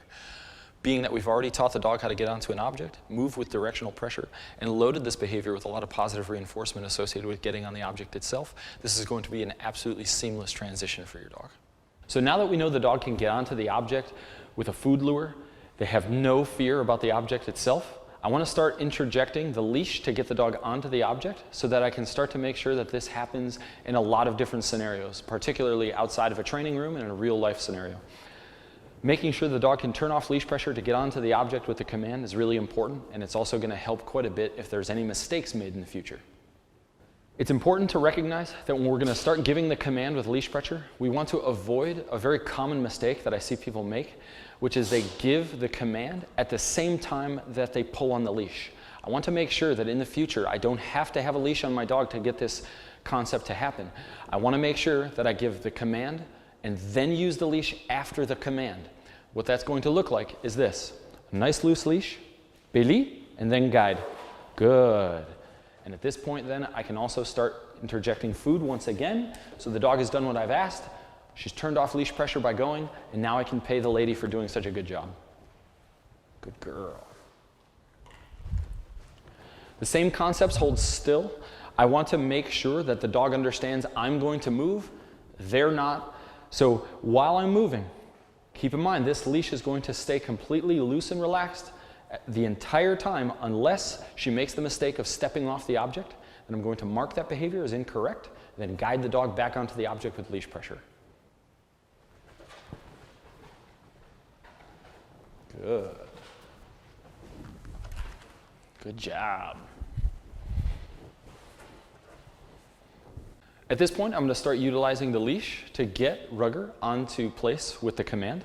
So same thing with all the other dogs. I'm going to give the command, then use the leash to get him up there, and then reward him for good behavior. As always, we want to focus on having the leash nice and loose, and then giving him the instruction after we've given him the cue. Rugger, place. Good. There it is, handsome. Good boy. Break.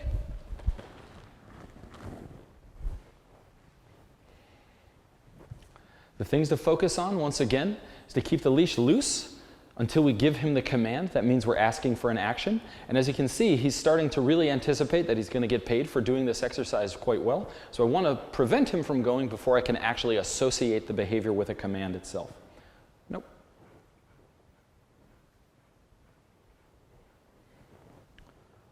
Rugger, place.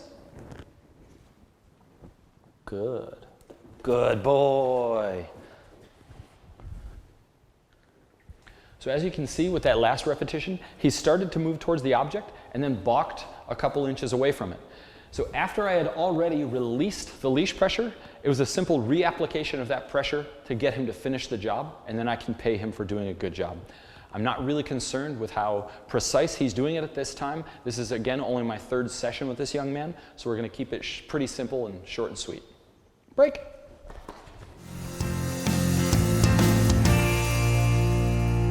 At this point, I want to talk about what I normally refer to as the 3 Ds: distance, duration, and distraction. These 3 Ds are what I use to proof these behaviors. I want to make sure that the dog can hold this position while I'm a good distance away from them for a good duration of time, and while there's a moderate to high level of distraction around them. Now, we're not going to start with the upper echelon of these exercises to try and encourage our dogs to fail, but slowly working towards them over time to ensure our dog's success and ultimately end up with a dog that can hold this position while I'm across the room for a good duration of time while a variety of different distractors are present. As we get started with the 3 Ds of proofing a behavior, we're going to first talk about distance from the dog as they do the exercise. So you're going to see me moving a decent distance away from her while she stays here, and hopefully she doesn't make any mistakes. If she does, I'm going to show you exactly how we mark that behavior and guide her right back up. You'll also see me from a distance mark the behavior as correct and then return to her to reward her, to let her know that that's exactly what I wanted her to do.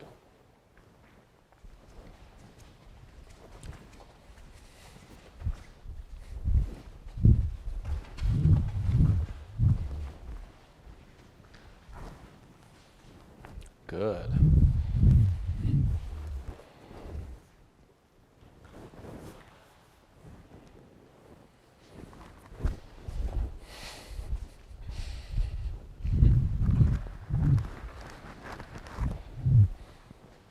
Good.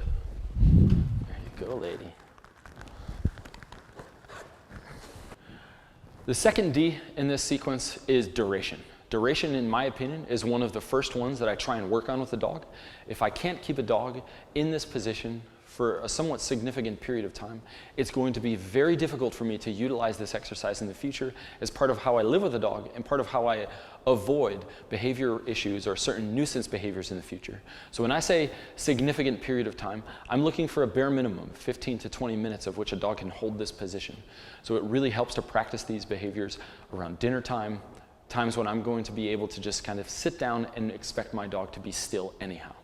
So at this point, you're going to see me also moving away from Seif because duration tends to go hand in hand with distance, but primarily I'm going to be working with her on staying here for a little bit longer.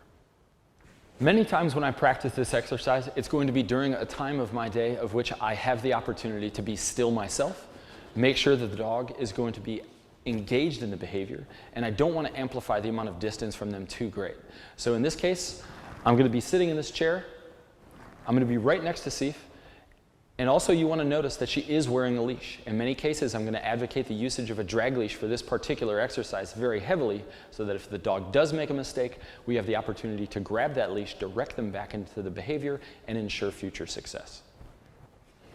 So if you want to practice this while you're eating dinner, reading a book, watching a movie or TV, sitting down and talking with friends, all of those things are fine, but it is important to make sure that we have the opportunity to practice a significant amount of duration work with this particular exercise. Okay. The third and final D in this sequence is distraction. At this point, I'm going to be using a variety of toys, some food, odd movements, and some wacky things we have laying around here to try and discourage her from stepping off of place before she's told she's allowed to. If she does, I'm going to mark the behavior as incorrect, grab the leash, guide her back, and then give her another opportunity to do it more successfully. When you're working on with this exercise with your dog, it's very important to make sure you don't try and amplify the amount of distraction too heavily too soon. Seif has done a significant amount of repetition of this, so it shouldn't be too difficult for me to add a lot of distraction. If you're finding that you're trying to throw a ball, you're tossing food around, and your dog is really struggling with it, take it back a step and make it more simplistic.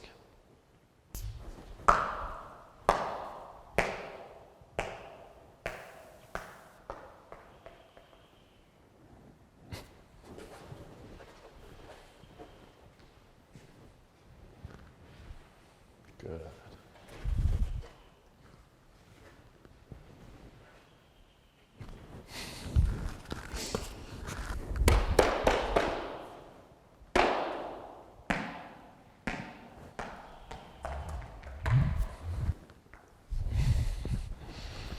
Good girl.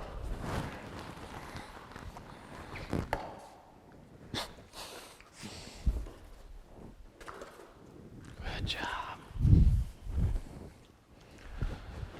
Specifically when I'm using food as a distraction, I try not to release the dog off of the object in the beginning of this exercise or in the early stages of the dog's understanding of this exercise to go get the food off the ground. I prefer to pick the food up and bring it to the dog. Nope.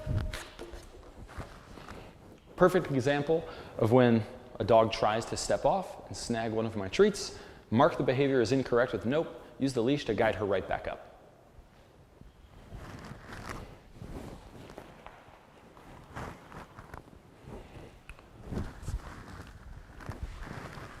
The reason I don't like to, in the beginning stages, release the dog from the object to the food is I find it creates a certain amount of conflict and confusion in some dogs, that sometimes they're allowed to run off and get the treat and other times they aren't. This tends to not be the case in the future once the dog has been highly educated, but in the early stages, it is important to make sure we almost guarantee the dog's success rate. Good girl.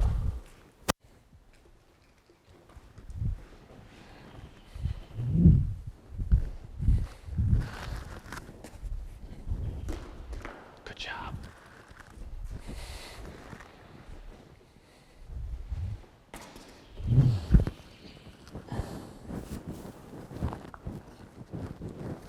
Good girl. At this point, I'm going to start working on the 3 Ds with Rugger.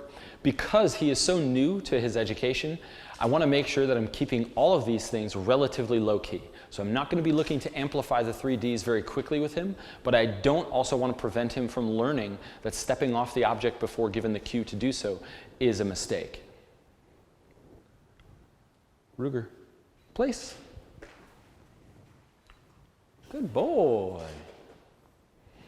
So while he's here, I'm first going to be addressing distance. Nope. I'm not looking to run across the room, but I don't also want to stay hovering over his shoulder for the entirety of this process. So I'm going to start moving a little bit away. Nope. And when he makes the mistake, just like I just did, mark the behavior as incorrect, then utilize the leash to guide him back up. Now what you're likely to find during this process is that as we initially start to amplify the difficulty, you're likely to see your dog making mistakes. So what I want to make sure is that I'm actually rewarding Rugger, good boy, for doing a good job throughout this process relatively often so that he doesn't lose his determination to continue working with me. Good. Last time I stepped away a couple steps and he made a mistake. So this time I just took 1 step away, came back and rewarded him. What we're often going to find, good, is that by systematically increasing our distance or duration or distraction, we can ensure that the dog starts to make better and better choices in the future and learns, more consistently what it is that they're supposed to be doing. Good boy.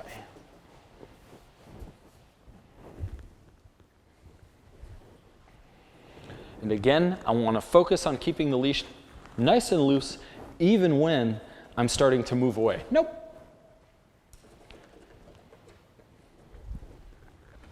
Nope.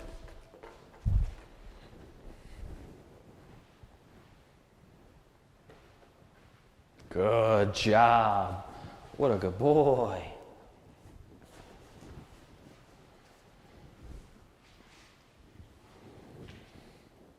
Break. Come on, bud. So as I'm working on this exercise and working on the 3 Ds, it's very difficult to separate one from the other, distance from duration, duration from distraction, and all 3 from each other. So normally what we're going to be doing is working on all 3 at once, which is really why it's so important to make sure we're not amplifying the difficulty of all 3 simultaneously. I don't want to get a great distance away from him for a long duration of time while I'm throwing around his favorite treats. Good boy. I want to make sure that he can tolerate relatively minor levels of all 3 of the Ds. So as I move, the distraction as I'm moving, he's required to sit still for a short duration of time, and I'm a slight distance away from him. Good. And I'm going to be rewarding him according with the difficulty of this exercise in accompaniment to his level of education. So because he's so early in his understanding, I'm going to definitely be rewarding him a heck of a lot more often than I am a dog who has been practicing this particular exercise for a significant time. Good. And as you can see, because I was holding only the very end of the leash, my direction for him initially was not very good. So I adjusted where I was holding the leash to give him a better understanding of how to fix the problem in front of him. And that is my obligation to him when I'm asking him to tolerate some bigger distractions around him while I'm asking him to sit still. Nope. Good. There you go, buddy. Nope. Good.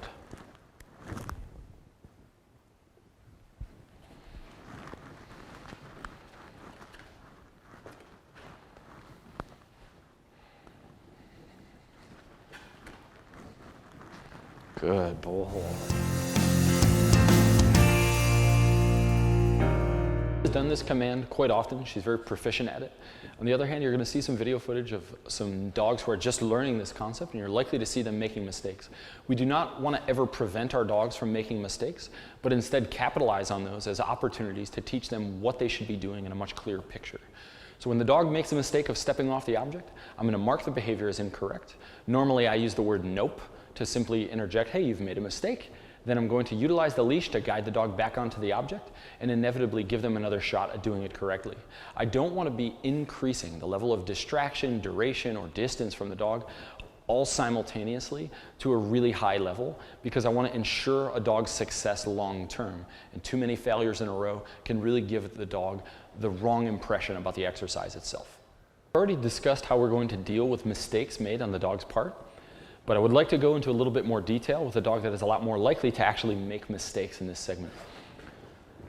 So once I get Rugger onto the object, if he chooses to step off before he's been told his command is over with his release command, I want to make sure that I can mark the behavior the moment it becomes incorrect. So I'm not going to wait until I pull on the leash to tell him no or nope. I'm going to say nope the moment he steps off the object and then utilize the leash to get him back onto the object itself. Rugger, place. Good boy. I don't go out of my way to force dogs to make mistakes, but I also do not want to prevent them from making mistakes. Making mistakes, nope, is a valuable part, good, of the dog's learning process. Nope. If they don't know that stepping off the object before released is a mistake, they're very unlikely to be able to do this command, nope, correctly in the future. Good. Good boy. I also don't necessarily want to reward the dog immediately, nope, after making a mistake. So I like to wait a few seconds before I interject any rewards so as not to confuse the dog about why they just felt that application of pressure and why they're getting a reward.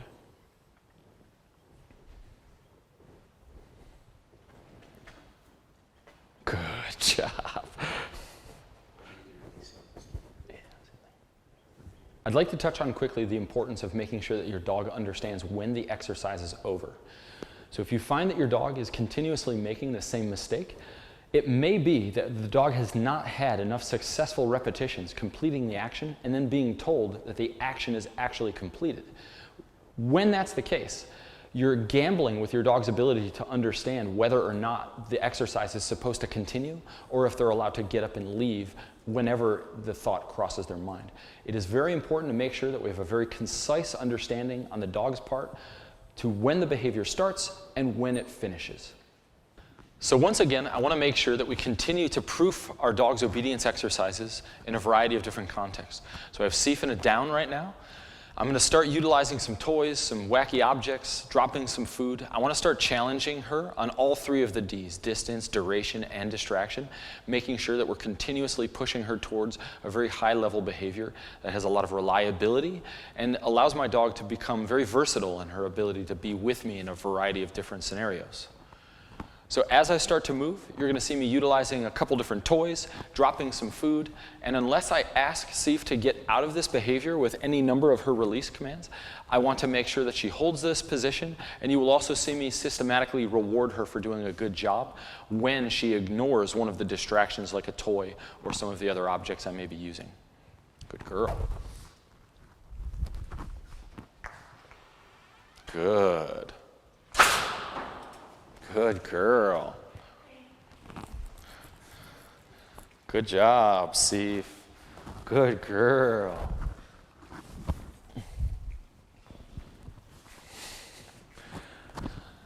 So we had a couple unexpected distractions there, a door slamming, and another dog who's wandering around also looking for some snacks. These are not things that I necessarily want to prevent my dog from learning to ignore. I can't predict every distraction that's ever going to present itself to me.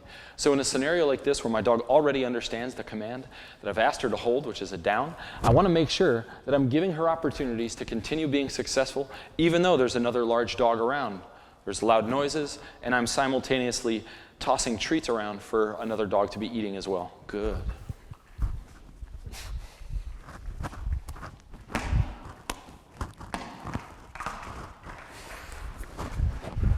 Good job, Seif. Good girl.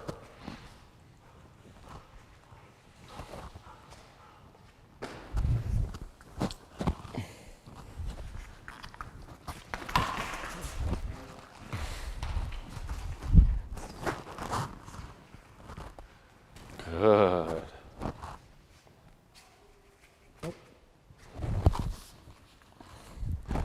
So you can see Seif made a mistake of breaking the down position to investigate the folded up noodle. I marked the behavior as incorrect when she stood up with nope, then grabbed the leash and guided her right back into the position. Good. So rather than avoiding something that she's a little apprehensive about, I'd like to show you guys how I can work her through some of this stuff. Nope. Come on. Rather than avoiding something that she's a little unsure of. So what I'm going to do is I'm going to move the object around and then pair it with some food so that she can learn it's really just not that big of a deal. I'm not going to be pushing the envelope too close to her. Good. I want to make sure that she starts to understand that I'm not going to be putting her in scenarios that are going to be dangerous or overly threatening to her. Good job, Seif. Good.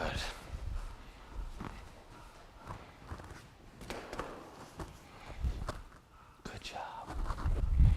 And finally, once all the chaos has ended, I'm going to release Seif from this behavior. Break. Generalization is a concept that's going to be recurring throughout this course. It's important that we understand that it's very practical to make sure that these exercises are going to hold up in the real world. So don't just focus on using one object and never expanding beyond that. I want to make sure that if I'm going to take this object with me, by the time I'm ready to take this object outside of my house or training environment, say to a park or outside environment in general, that the dog has already been able to do this exercise on top of something like a rolled up yoga mat or a towel or blanket folded up. When I first start taking a dog out into public to generalize this behavior, I like making sure that I have an object that is a little bit more substantial, maybe elevated, so that if the dog is struggling, I can go back a step, make sure the dog understands the concept on an easier object, and then I can push them forward if necessary to make sure that they eventually end up with our inevitable goal of being able to sit still on an object of fairly limited stature. So when I'm generalizing these behaviors, it's really important that I understand what my goals are. My goal is to be able to get a dog to be able to do the place command on an object similar to this in public. So when I start that process, one of the things I like to make sure I have available to me is an object of a little bit more substance or stature, so that if the dog is struggling, I can go back a step, make sure I solidify that, and then move forward. And this is a concept that is going to be recurring throughout the rest of this course. Whether it's any of our other obedience exercises, if the dog is struggling in generalization, I want to take a step back and make sure the previous step has been concisely learned.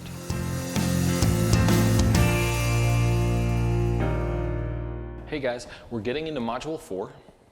And in this module, we're going to be starting your dog's obedience education. Specifically, we're going to be tackling the exercises of sit and down. We're also going to be covering a couple different ways that we can augment our training, utilizing a couple different techniques or objects so that we can stay comfortable while working with a dog of small stature, keeping ourselves engaged and looking forward to educating our dogs.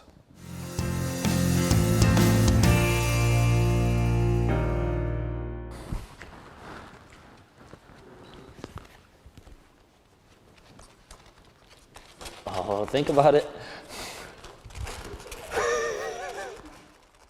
Yes. With many small dogs, I like to start off our obedience education being a lot lower to the ground than I would traditionally be with a dog that stands a lot taller.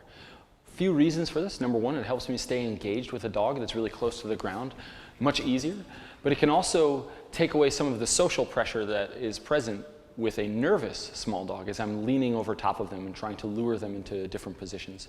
So being this close to the ground, or in this case, I'm actually just sitting on the ground, it helps quite a bit in helping your dog stay engaged with you, turning this exercise into a really fun interaction, and long-term teaching your dog that obedience can be really, really fun.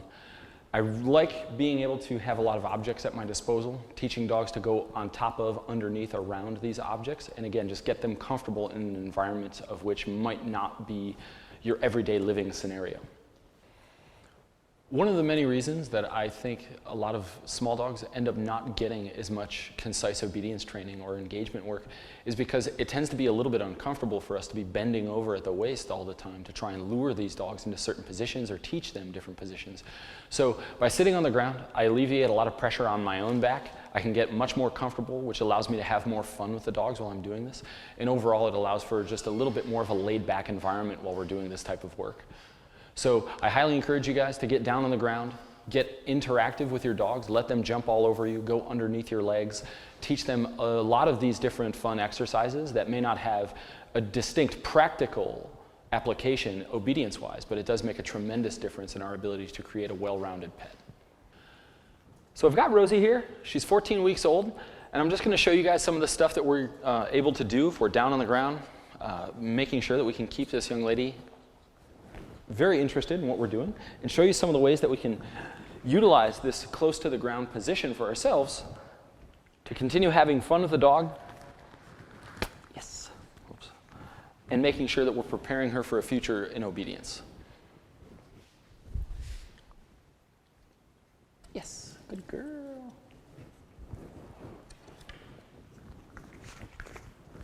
Yes.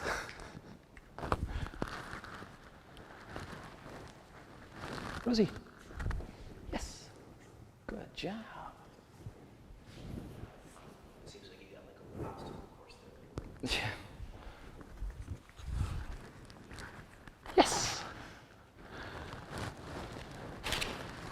One of the things I like to do with a lot of small dogs, but especially very young dogs, is get them used to engaging, yes, in a variety of different obstacles or objects around the house. It really helps to build confidence, but also, yes, body awareness for some of the more practical exercises in the future.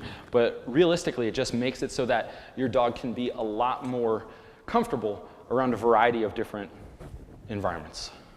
Yeah, come on. Yes. Good job.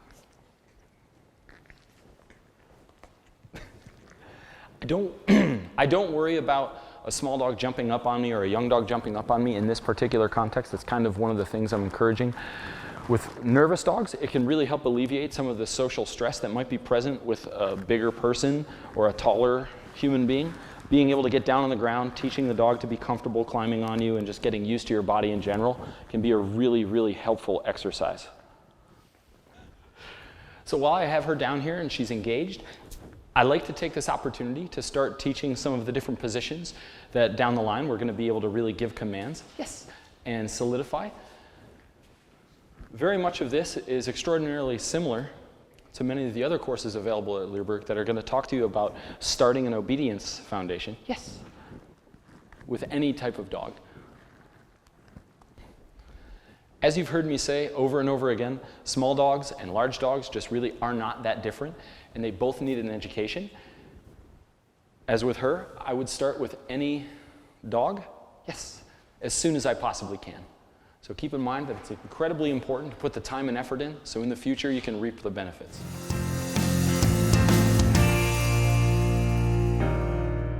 Another option for starting some of this work is a table if you're uncomfortable or just overall unwilling to get down on the floor with your dog. This can be another option for you to be able to get your dog started with a lot of their obedience exercises without having to be bending over all the time.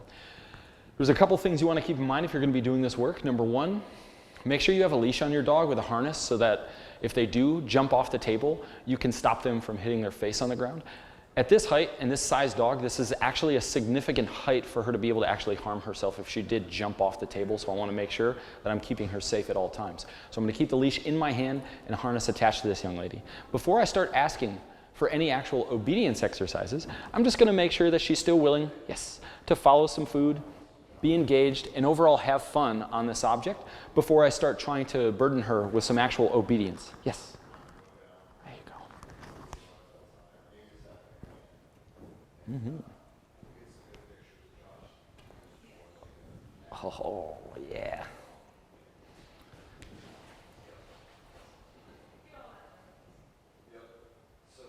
Yes. Good girl.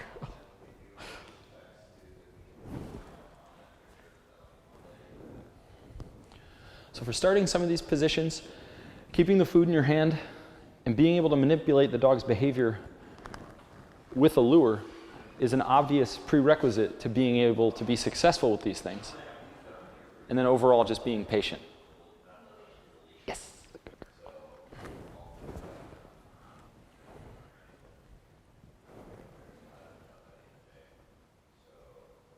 Yeah, it's there.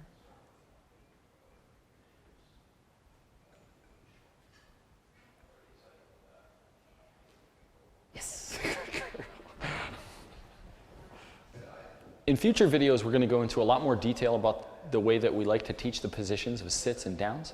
What I really wanted to demonstrate is how utilizing a table can help me stay more comfortable and therefore more engaged in what I'm trying to do with my smaller dog, and being able to get her started in a foundation of obedience without having to consistently be in an uncomfortable position. So you guys have seen some of the table work previously. I have my dog Seif on the table here. We're going to be working on sit, and I'm going to show you how I like to lure her into this behavior. This is breakfast time for her. She's very engaged, so you're going to see me utilizing a lot of duration rewards to help her stay in the behavior. I'm not going to be consistently releasing her to go get a reward, but in fact, telling her she has done the right behavior with the word good, and then giving her a reward while she's holding the behavior in place. This really helps to stabilize the dog, and it really helps to make sure that she's understanding exactly what I'm trying to achieve with this particular exercise. You'll also notice I don't have a harness or a leash on her at this point. She is, as I said, very engaged in the food. She definitely wants to be working with me. So I don't find it necessary to keep a harness or a leash on her at this point because she's very much invested in what we're doing. So to get her into the sit, I'm going to use my luring hand to get her head up and back. Good. Which gets her head up, her rump on the ground, and as she holds that behavior, I'm going to be able, good, to reward her, good, for holding the position, good. And again, as I said, I don't want to be releasing her repetitively to jump up and go get the food. It can make it very likely that the dog begins to break the position, good. When I do release her, after I've given her a significant amount of reinforcement for holding the position, I want to make sure that she can get up and kind of chase the food a little bit. Nope. Nope. Sit. Good. Good girl.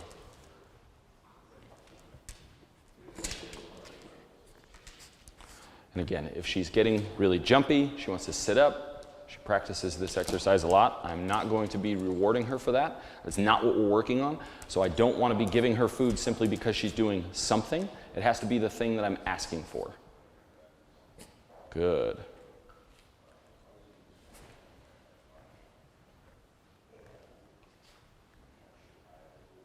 Good. Good.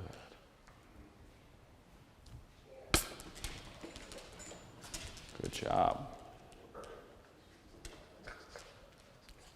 Good.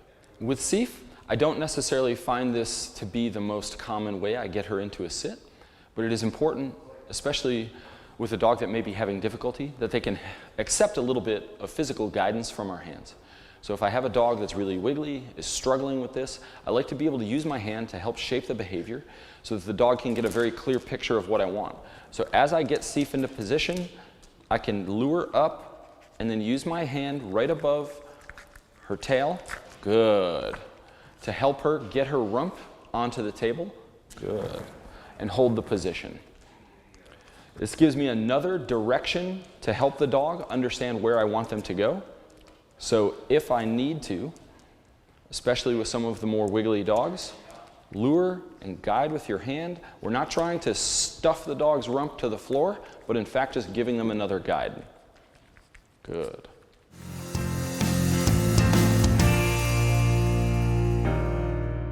So I'm going to demonstrate at this point how I lure a dog into a down. And once again, Seif understands this command, so it should go relatively smoothly. What you're going to see is as I hold the food, I'm going to get her to follow it downwards. Good. As I do this, I hold my hand so that she almost has to dip her head underneath to see where the food is, which helps drive her down towards the table. Good. Once the dog is in this position, I can reward her in 2 different ways. Again, with the duration marker, good, and then bring her the food. And I'm going to actually turn her in a second so you can see another way I like to reward dogs in this position. Break. So now that she's facing you, good. I sometimes set the food on the floor in between her 2 front paws so that rather than standing up to try and get the food out of my hand, good. She understands that if she locks herself into this position, she can simply accept the food from the floor, and it helps create a lot more duration over time rather than a dog that sometimes, if you hold the food up, they will stand up to try and get it out of your hand quickly, like this. Nope. So if I keep her in this position, good. Then I can mark, reward her while she locks into that position in a much more solid manner. So you guys all remember Rugger? At this point, I have him up on the table. I've been trying to get him to be engaged with me for some of the food rewards that I have, and he's just a little bit nervous about being on the table itself. He has taken a treat or 2 from me, but if I ask him to do even something simplistic like a sit, he's not willing to work for the food in this environment. So the table itself at this point may not be the best option for us with this dog, which is okay. We have a lot of different options available to us, but I just wanted to show you guys what it may look like if we have a scenario of which the dog isn't incredibly invested in what we're asking them to do. And at this point, it's not necessarily a good environment for him to learn very much. He's just too stressed overall. So if you find that your dog is showing similar body language and disinterest in the rewards you have in this type of scenario, it may not be the best scenario for you or your dog at that point, which is okay. We're going to show you a couple different ways we can go about this and hopefully get your dog more engaged in what we're asking them to do. So because Rugger was very nervous up on a table, I've gotten him down here on the floor, and I'm going to be using a box to see if I can get him onto the box and work through some of these exercises. Being that he is a little apprehensive about working in general, I'm going to take my time, move slow and steady, and focus on making sure he continues to have a good attitude as best as we can as we move through some of these exercises. So right in the beginning, you're going to see me get him onto the object with the leash and reward him just for being there a couple times and then letting him up before I actually start to ask him to get up on the object and do a specific exercise. Rugger. Good.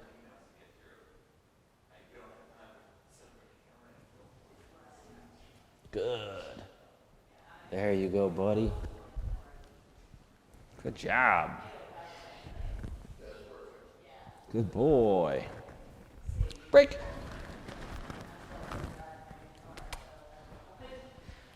Come on, Rugger. Good boy. There you go. So now that he's a little bit more comfortable with the object itself, I'm going to start luring him into the sit position. So again, I'm going to have the food in my hand, bring it up and over his head. When his rump hits the floor, good. I'm going to tell him exactly when he did a good job and make sure I reward him a couple times for holding a duration of that exercise. So from here again, up over Rugger's head, good.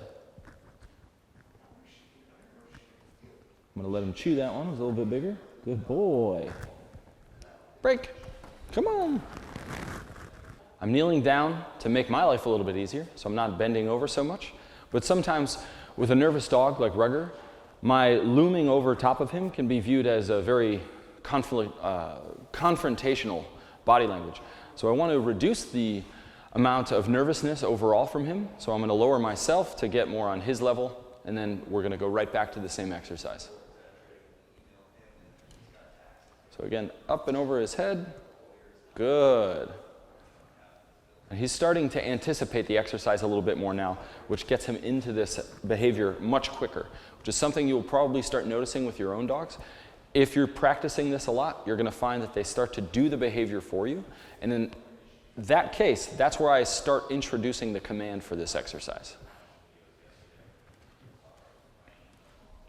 Sit. Good. I don't necessarily want to be utilizing the command, good, with a dog that's really struggling with the behavior itself. So I want to make sure he's successful. And at this point, because I've told him to actually sit, I also want to make sure I'm releasing him from the behavior. Rugger, break. Good job, buddy. I'd like to show you another technique with Seif to help your dog get into a down position if they're struggling with some of the other things that we've gone over. I have her on just a small box, which I'm kneeling next to on the floor. So what I'm going to do is I'm going to hold the food in my hand, and I'm going to use a similar motion, holding my hand so that she tries to get underneath it.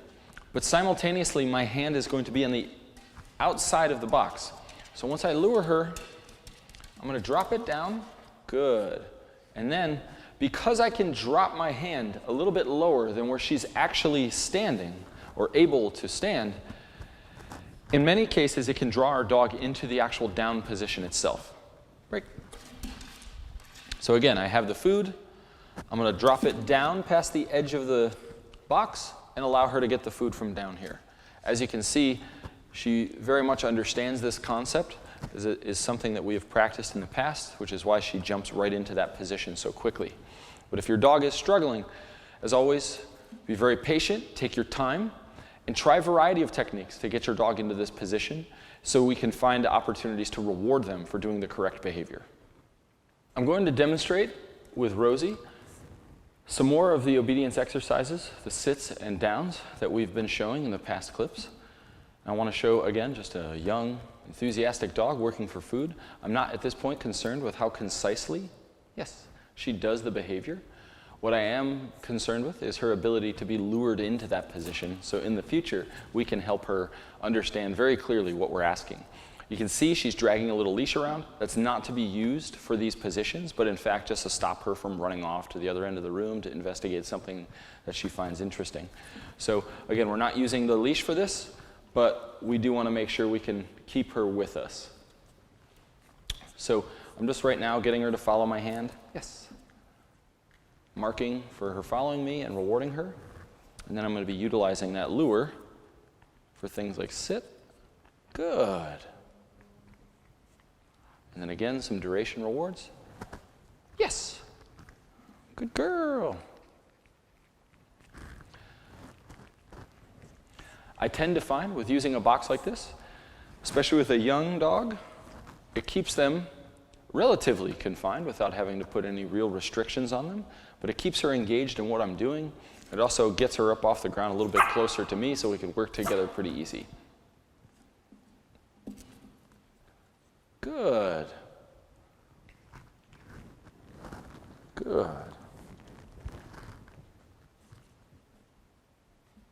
Good. At this stage, I don't really mind if she breaks the position. I'm not using a command for it. I'm just trying to get her used to getting into these positions themselves. So I don't worry too much about the duration of time she stays in that position or whether or not this is a flashy end result sit. I just want to make sure she understands the movements. Good.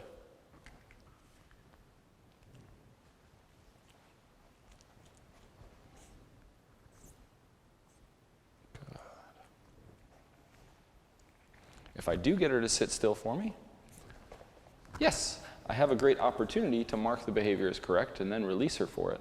But as I said, one of the benefits of not utilizing the command right off the bat is that I don't really have to worry about that too much. I can just start shaping the behavior and teach her what we're going to be asking for in the future.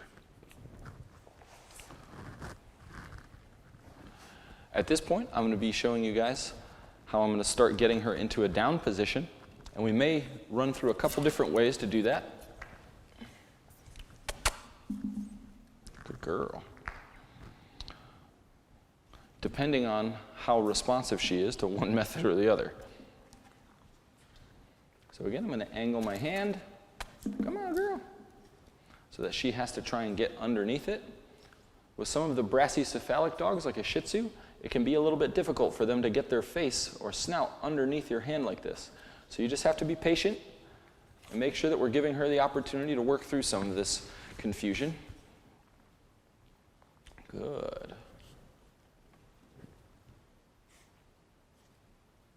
Come here. Let's try this.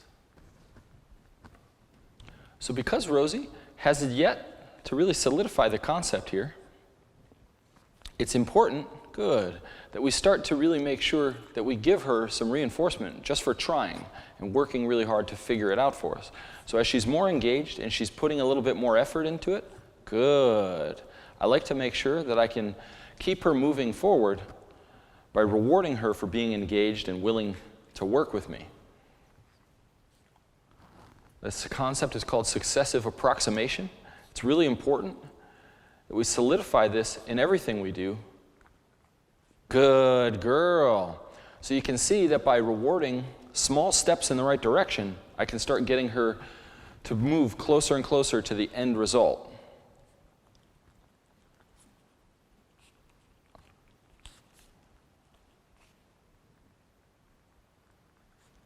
Good girl.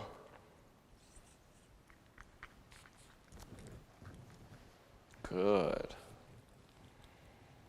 And as always, it is really important that we continue to be very patient and help her at this time work through what she's trying to figure out, which is why I'm holding the food here. Good girl.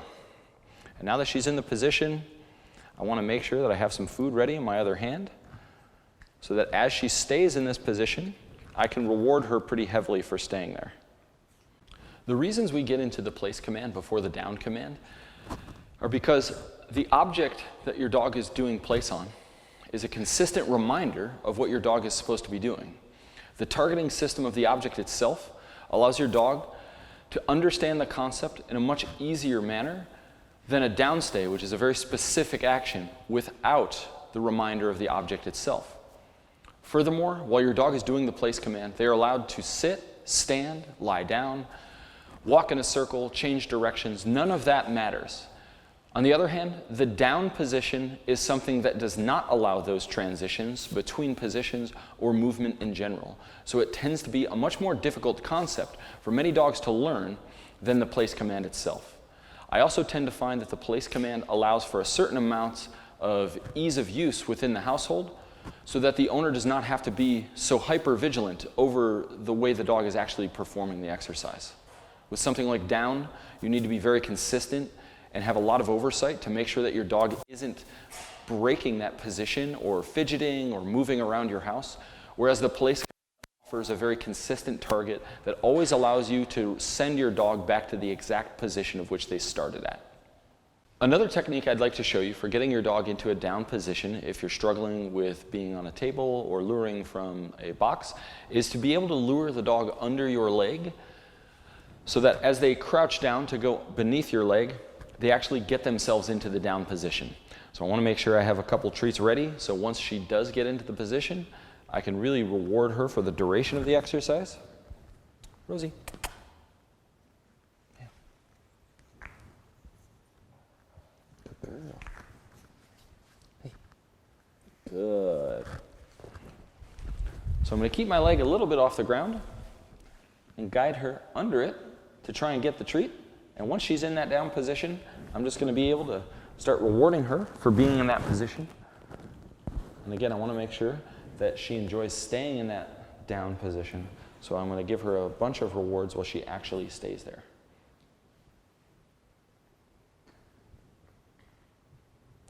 It's important to keep in mind that when you're luring a dog under your leg for this exercise, we're not using our leg to push her to the ground. We're just simply giving her an obstacle to go underneath so that she ends up in the crawling type down position.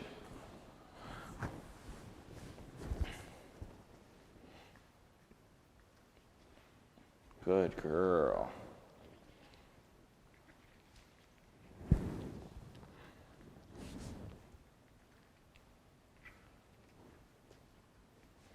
This can be a really excellent troubleshooting technique if your dog is struggling with some of the other ways we've tried to get them into the position. So if you're finding difficulty, give it a try. And again, making sure that you're able to get on the ground and be comfortable really makes this technique possible.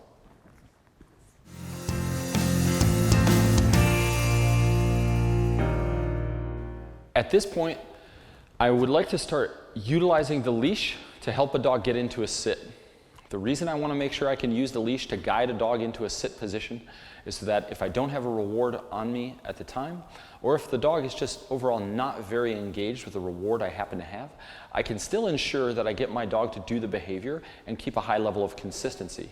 I don't like to start using the leash for the positions of sit or down or even place until the dog has already started to have the verbal cue associated with the action itself. So if you can't tell your dog sit and then lure them with a treat, I don't necessarily like getting into sits with leash pressure at that time. I would like to go back and really make sure I can spend a little bit more time with the food. But once I'm utilizing the command for the sit position, followed only with food, and it is moving very smoothly, then I'm going to move into using the leash for that behavior as well. So when I do that, it's going to be very similar to how we utilize a food lure for sitting. I want to use, in this case, some upwards and slightly back over the dog's shoulder blades pressure with the leash itself.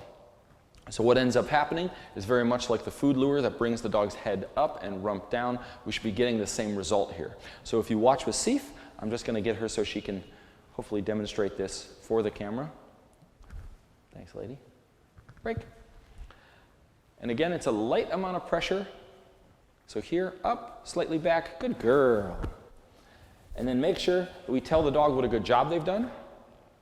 And at that point, it can also be a time where we start to utilize food to reward the behavior, and also utilize two reinforcers in the sense that the removal of pressure tells her she has done the correct behavior, and then on top of that, I can use an actual food reinforcer to make sure that that behavior stays strong and she has a good association. So just as a recap, I want to make sure that once I start utilizing the leash, I don't simultaneously disregard the food rewards. If I'm adding a physical pressure on the leash to make a behavior happen, and simultaneously excluding the dog's opportunity to get a food reinforcer, or in any terms a primary reinforcer for that behavior, I can actually cause a bit of stress in the dog, because now not very many good things are associated with it, and just being made to do it with the leash. Now, even though I'm not using a lot of force or pressure on the leash to make sure that she sits, it is still important to make sure that I interject some rewards for this behavior so that long term she still has a good attitude about it. Good. So again, upwards, slightly back, good. And then I can actually give her the reward. So the way this exercise is going to look in its entirety with utilizing the command is that I'm going to give the command first, use the leash last, and then reward afterwards. Siehst du? Good. And just like I stated in my previous video with Sif on the box, I haven't realistically been utilizing the command itself a lot, because as you can see, as soon as I give the command, she sits pretty quickly. So it doesn't give me a whole lot of opportunity to display the leash handling necessary to get your dog into that position. So if your dog understands the concept really clearly, that's what it should start to look like. Break. Siehst du? Break. I would like to demonstrate with Sif the usage of the leash for the down command. There's a couple different ways that we're going to go through this. One involving our hand on the leash, and the other one utilizing our foot, so that I don't have to get all the way down on the ground every time I would like my dog to lie down. Exactly like the sit command, I want to make sure that I'm not trying to use the leash to get a dog into a down position until I've already laid a solid foundation of food luring and been able to utilize the command to get the dog into that position rather smoothly and successfully. I don't want to interject pressure on the leash if the dog is still struggling to follow a food lure into a down, because that can, again, just add a little bit too much stress and create a real distaste for the exercise itself. So when I'm going to do this, I'm going to start with my hand on the leash. I want to kneel down, and if I'm utilizing something like a micro prong collar or a dominant dog collar or a slip lead, I want to make sure that the leash is hanging downwards underneath the dog's head. This is going to give her the clearest direction and easiest possibility to understand what it is I'm asking her to do. So as I add this pressure, I'm not going to use the command, otherwise she'll just lie down for me. So what I'm going to do is have my leash in my hand and a light guide towards the floor. Good. Then I can tell her she has done a good job and reward her with our duration reward. And then finally release her. Break. Because I've been practicing this down exercise with Sif a multitude of times in a row, she has started to anticipate the next behavior as being a down command. So she anticipates by just lying down repeatedly, even though I haven't actually asked her to do that with leash pressure or a verbal cue. If you find that your dog is anticipating the next exercise too much, break it up. ask them to do a down, then move on to something else, or you can just keep their feet moving.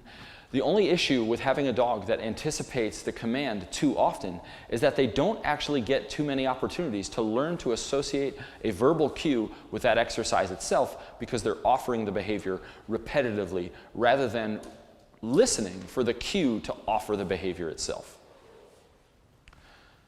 Break.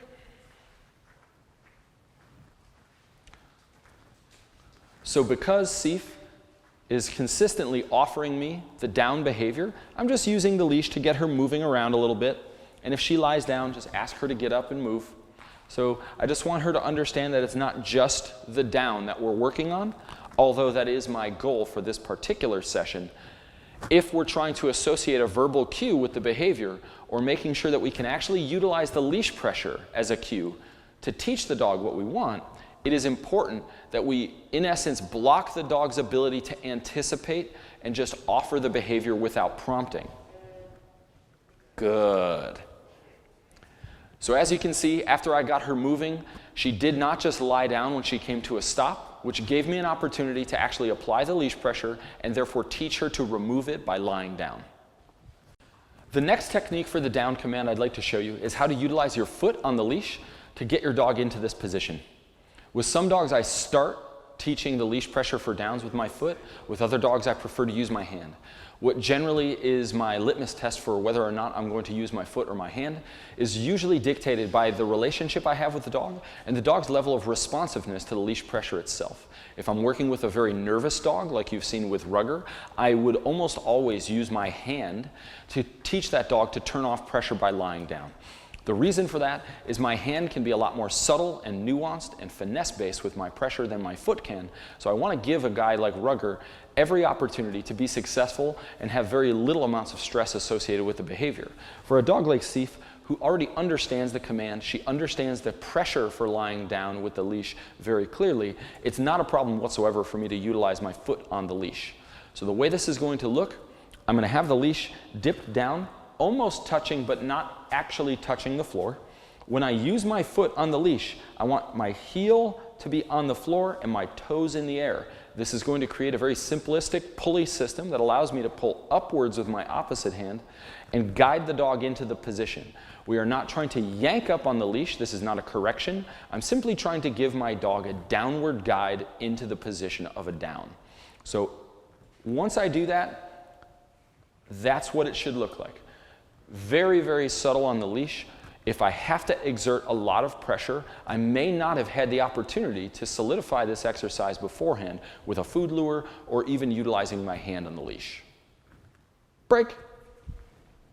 At this point, Rugger is responding really well to leash pressure for getting into the sit, which means I'd like to start adding a verbal cue.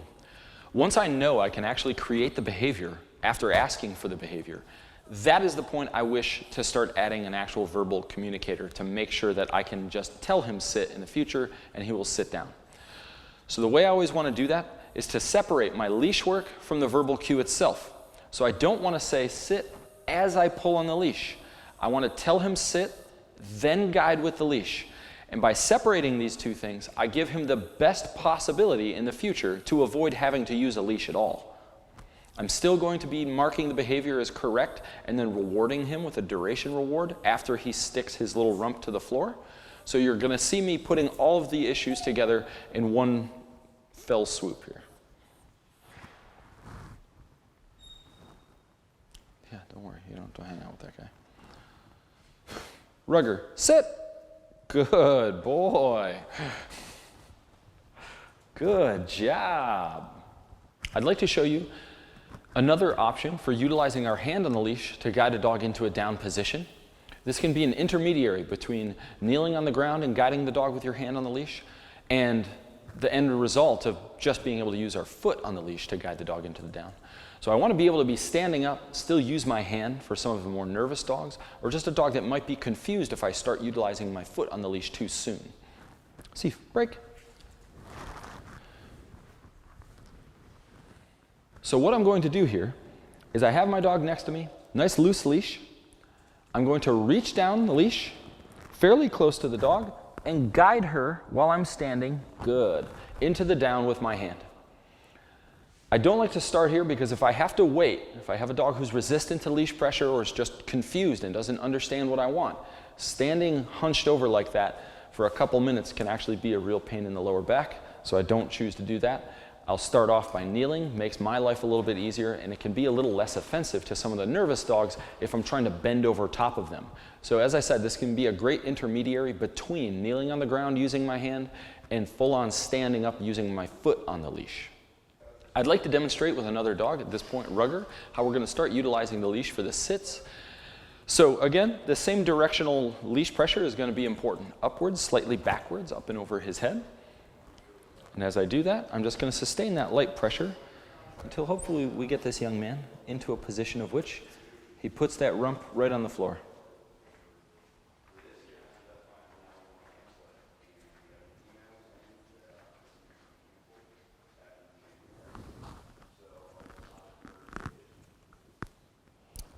And if I have a dog that's really resistant or a little confused, or in some cases just super wiggly, I can use another hand right above the dog's tail to try and give a second direction.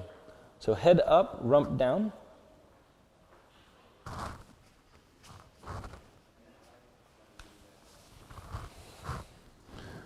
And again, because this young man is not putting his rump to the floor very quickly, I'm going to kneel down so that I can be a little bit more comfortable.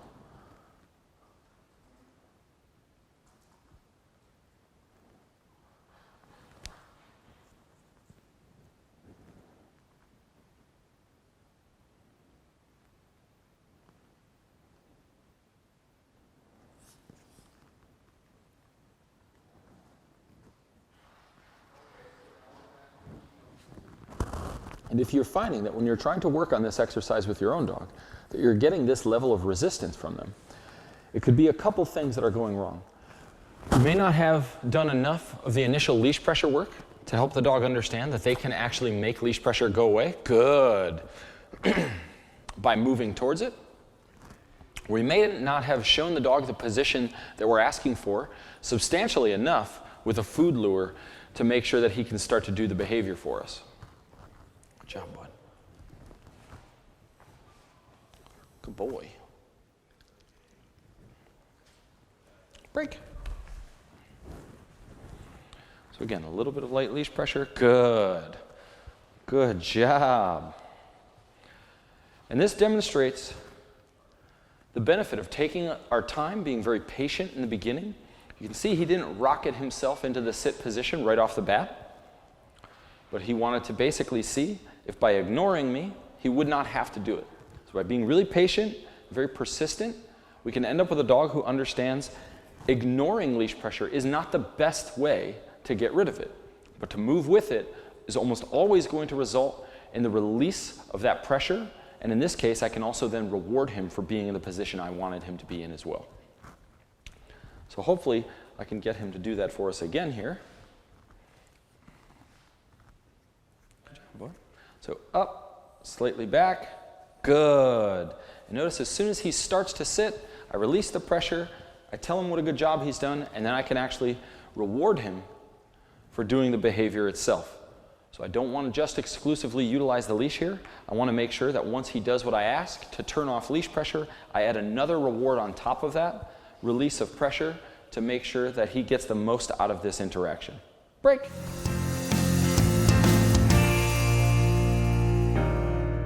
When starting to get your dog around another dog, if you're going to begin this process by taking your dog on a walk with another dog, what we refer to as an indirect interaction, it is important to make sure that you have a couple key things in place before you attempt this process. If you're going to do it by yourself, you want to make sure that you're going to be bringing two dogs for a walk that you have a good level of control over, because you're going to be having to handle any issues that may arise all on your own. If you have the benefit of taking somebody else out with you who can walk another dog, it's important to recognize that it's not always the best plan of attack to start with those two dogs directly next to each other. So when you saw Forrest and I starting our walk, I started with Seif on the outside of where CJ was. So Seif was on my left, CJ was on Forrest's left and I was on his left, which put me in between Seif and CJ. As we progressed through the walk, I switched her to the other side so she could walk next to him and just get a little bit closer, but still keeping in mind that our goal is not to have them interacting on the walk.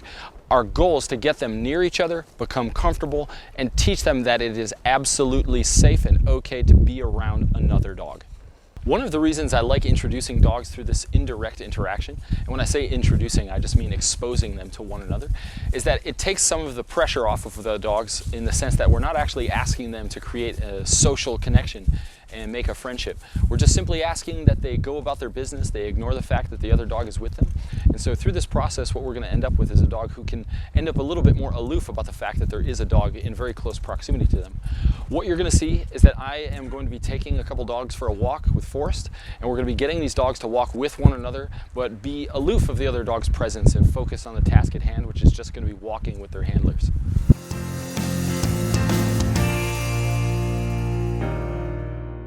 In this module, we're going to be tackling lifestyle training and some management techniques. We're going to be discussing a few different tools and techniques to keep our dogs consistent and make sure that we're giving ourselves the most opportunities possible to interact with our dogs in a positive manner and interject them into our lifestyles.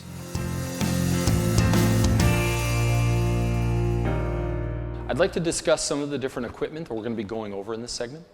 One of the first pieces of equipment I want to talk about is a crate. A crate is an excellent tool for life management and confinement with your animal. And later in this segment, we're going to be getting into much greater detail about how to utilize crates and carriers. On that topic, this is a carrier. The big difference being that it's made out of very different material and has a variety of different straps on it. One is an over-the-shoulder strap. One is a top carry handle. It's made out of fabric and mesh. One of the reasons I like this is that it allows me to take my small dog everywhere, which is not possible with a larger dog. I can't put a Malinois over my shoulder and get on the bus. But with a small dog, I can definitely get them inside a carrier and take them with me anywhere I go.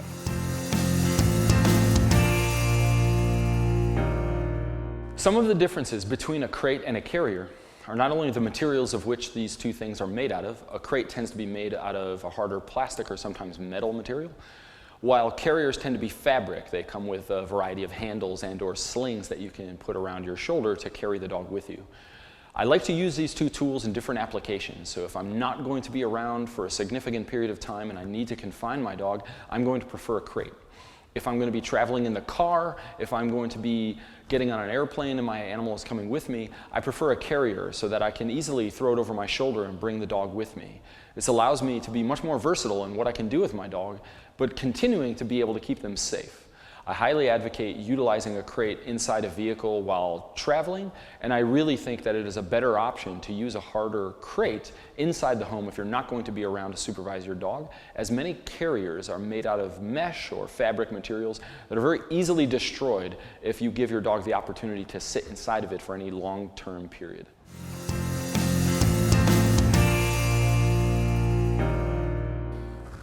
So all I'm doing with Rugger at this point is I have a couple treats already inside his kennel, or his crate, whatever you choose to call it. And I'm using leash pressure to guide him into the crate.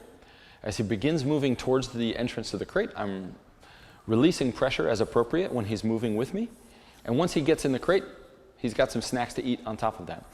This is another really important concept to make sure we move to only once we've already done a significant amount of leash handling skills with our dog, so that if I am trying to approach this exercise, and I'm finding that the dog is having a really difficult time moving with the leash to get into the crate, I may need to go back a few steps, work on some of the other leash handling exercises we covered earlier in the course, and then reapproach this subject once I've solidified some of those concepts and techniques for the dog. Good. Good boy. At this point, I don't care whatsoever if Rugger walks in and then walks right out.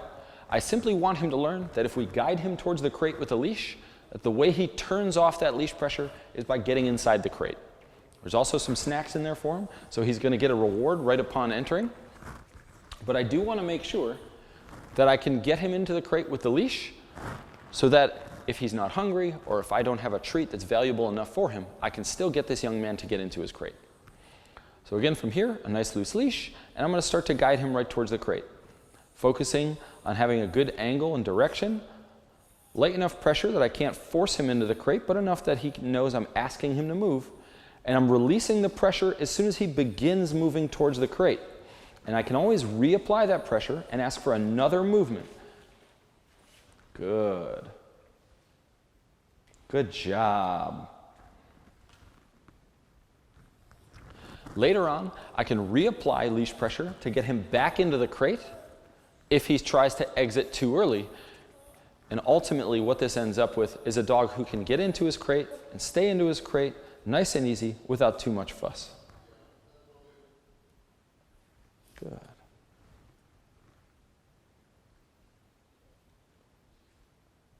Good boy.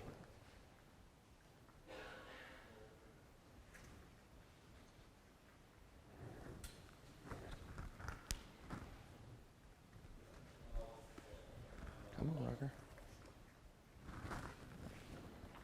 Watch your face, man. Good boy. Come on. Good job.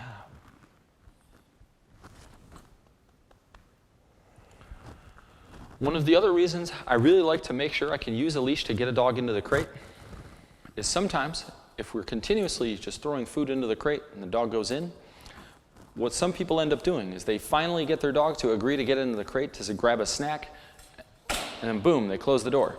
As you can see, I haven't closed the door even once while doing this exercise with him. I'm not concerned with whether or not I can keep him inside the crate. I'm concerned with whether or not I can get him to go in under his own accord. So if I find that I'm using a lot of food and I trick my dog into getting in and then close the gate, what oftentimes will start to happen is as I pull his treat out of my hand and I end up within a 3, 4, 5 foot radius of the crate itself, the dog immediately disengages from being actively interested in getting the treat, and all they want to do is avoid the object of the crate itself. So by using the leash, I can really make sure that that isn't a consistent problem that I run into, and that long term I have a dog who can get into the crate with relative ease, even when he may not be very excited about doing so. Good. Break. Come on.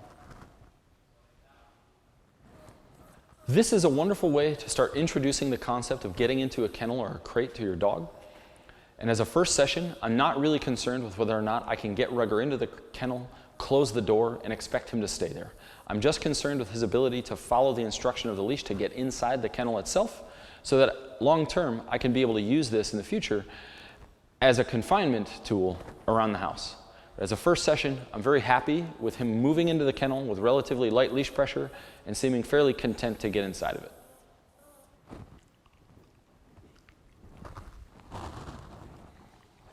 Break. For this demonstration, I'd like to illustrate how we can utilize the leash with Sif to get her into the carrier at this point. You've already seen some footage of Rugger doing this exercise, but I'd like to show how it can look with a dog who's a lot less apprehensive about the exercise, and a dog who's done a significant amount more of the leash pressure work that we focused on in the beginning of the course. So from here, a nice loose leash. I'm going to grab the leash and guide Sif right towards the object. As she starts to go, I release pressure. As you can see, she's comfortable with the carrier, so she stays in there for me, even though I have not yet given her a command. And then I can reward her for doing a good job. Good. Break. Getting the dog into the carrier and actually closing the door. This is going to be very similar if you're using a crate or a carrier, so it's not a huge difference there. But this is what Sif travels in, so I'm going to be utilizing this. At this point, I'm going to ask her to get in. I'm going to close the carrier's door for a short period of time, open it, and reward her. Sif. Good girl. Come here, lady. Kennel. So now that I already have her to the point where I can simply give the command and she gets in the carrier itself, I can reward her for that. And I'm going to kneel down to do this for obvious reasons that the dog is on the ground inside a crate. So from here, I'm just going to move the leash out of the way. As I close the carrier, this one just zips up. If your dog is really resistant to a carrier or a crate, you may not be able to just close the door right off the bat without them having some protest about the matter. Sif doesn't really mind, so I'm going to close it. Then I open it after a very short period of time. Good. And reward her for being in there. Now keep in mind, as I've stated previously, I do prefer to have a release word that lets her know when she's allowed out of the crate, so that when I'm practicing this exercise, as soon as the crate door opens, she does not come running out of it into the distance. I can keep her inside the carrier and focus on a lot more duration, which ultimately leads to her being a lot more comfortable.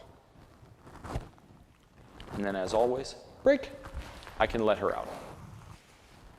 At this point, I'm going to take this one step further.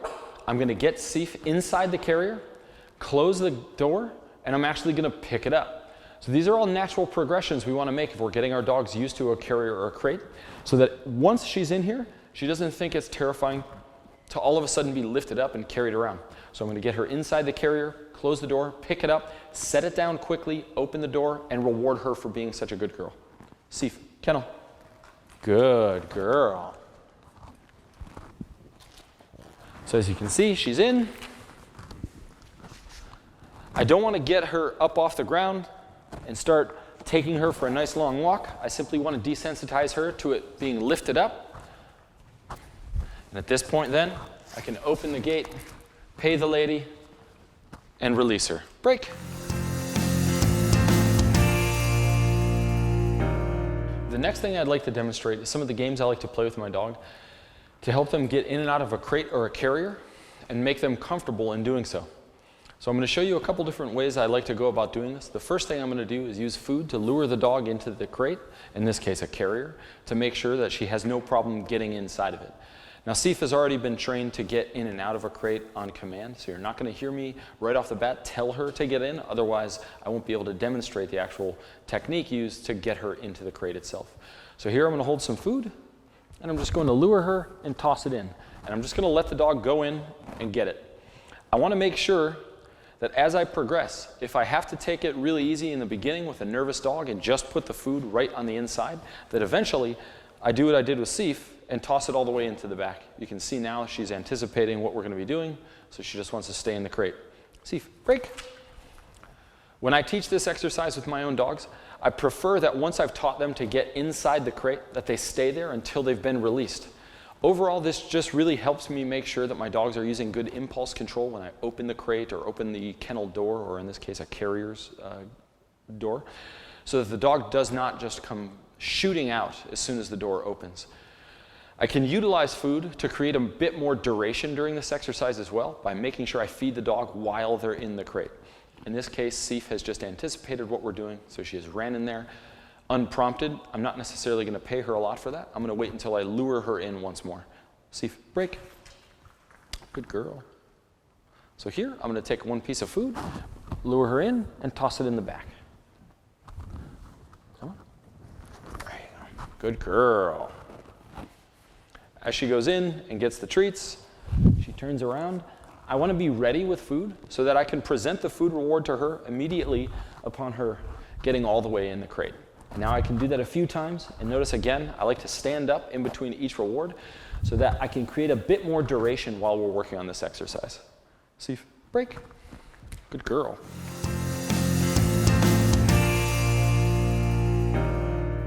A well-behaved dog in public is normally a well-trained dog. So by going through some of the exercises we've covered in this course, you're going to be able to generalize some of these exercises to allow your dog to be able to be fully integrated into your lifestyle. It means you can bring them with you without them being a nuisance or a burden in public. They're not going to be barking incessantly. They're not going to be trying to constantly find food on the ground and getting into trouble or getting in the way of staff or soliciting attention from people around you. And when you have those types of things under control, it allows you to bring your dog out to a bar or restaurant, hang out on the patio with your dog, and really lets them get the most out of their lives and your relationship with them. So by focusing on some of the fundamentals, it really allows you to unlock your dog's fullest potential and enjoy every aspect of your life with your dog being a part of it. In this course, we've spent some time talking about conditioning your dog to a carrier so that you can take them with you wherever you go. I'm an avid bicycle rider, and one of the things I like is that I can put Seif into a carrier. We can head into town, have lunch, sit down at a bar or restaurant, and I don't have to worry too much about driving my car. I can spend time on the bike. There are some obvious safety features you want to have in place for your dog before you're going to take them out into a boat. One of them is getting your dog used to wearing a life jacket. Obviously, the life jacket is there to prevent your dog from drowning, but most quality life jackets for dogs are going to have a very nice handle on the top that allows us to grab the dog and pull them back into the watercraft if we need to. Making sure your dog can wear this jacket or vest before you get out into the water is very important. One of the other things I think is important is making sure that your dog knows a couple different commands in order to be able to sit still in a variety of different environments so that once they get out onto the boat, you can give them some instruction about what you would like them to be doing at that time. The place command is a very natural progression to getting your dog to be able to sit still on any number of objects, which is exactly why I advocate teaching it to most dogs. Teaching your dog to be able to get onto a target, sit still, and use self-control is what makes an exercise like this possible.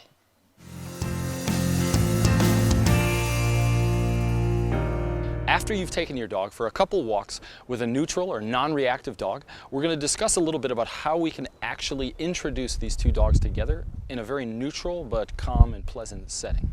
It's important to recognize that you want to make sure the dogs you're going to be introducing to one another don't have a serious history of aggression towards other dogs, or that the owner of that dog lacks any real or meaningful control over that animal's behavior. One of the things I consistently see with clients who have smaller dogs is that their dogs are very under-socialized, if they're socialized at all. There's a variety of reasons for this, but one of the most overarching reasons is that these owners are afraid for their dog's safety. They're worried about their dogs getting injured or trampled on or even bitten by a larger dog, all of which are a very, very important concept to be keeping in our mind. It's a realistic thing that sometimes happens. But if we're doing our due diligence, we're putting in the work in the foundational stages to develop a dog who can be easily influenced on a leash and through verbal commands, we're giving ourselves the tools necessary to develop a dog that can have great social experiences in the future. So right now we're out in the yard allowing 5 or 6 dogs to socialize together of all different shapes, sizes, and breeds. With a good foundation in a communication system and obedience, this is what you guys can be achieving with your dogs. It's not necessarily a problem to have dogs of a large stature hanging out with dogs of smaller stature. And if we treat them all the same and give them the same aptitude to be successful, we're in general going to end up with dogs who can be social with any type of dog as long as that dog is displaying the correct body language and social behaviors that would allow for a normal interaction.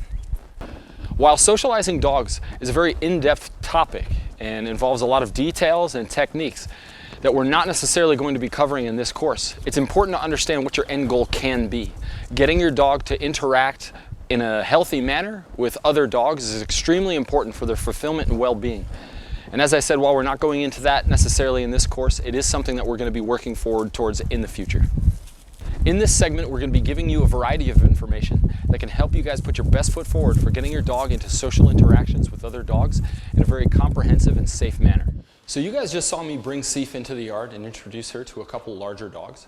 And for those of you that were paying close attention, you probably noticed that I had her on a leash when I did so. Well, the reason that I kept her on leash when I brought her in is so that I didn't have to deal with the possibility of a small dog becoming nervous and running off into the distance. In some cases, this can incite prey drive in larger dogs.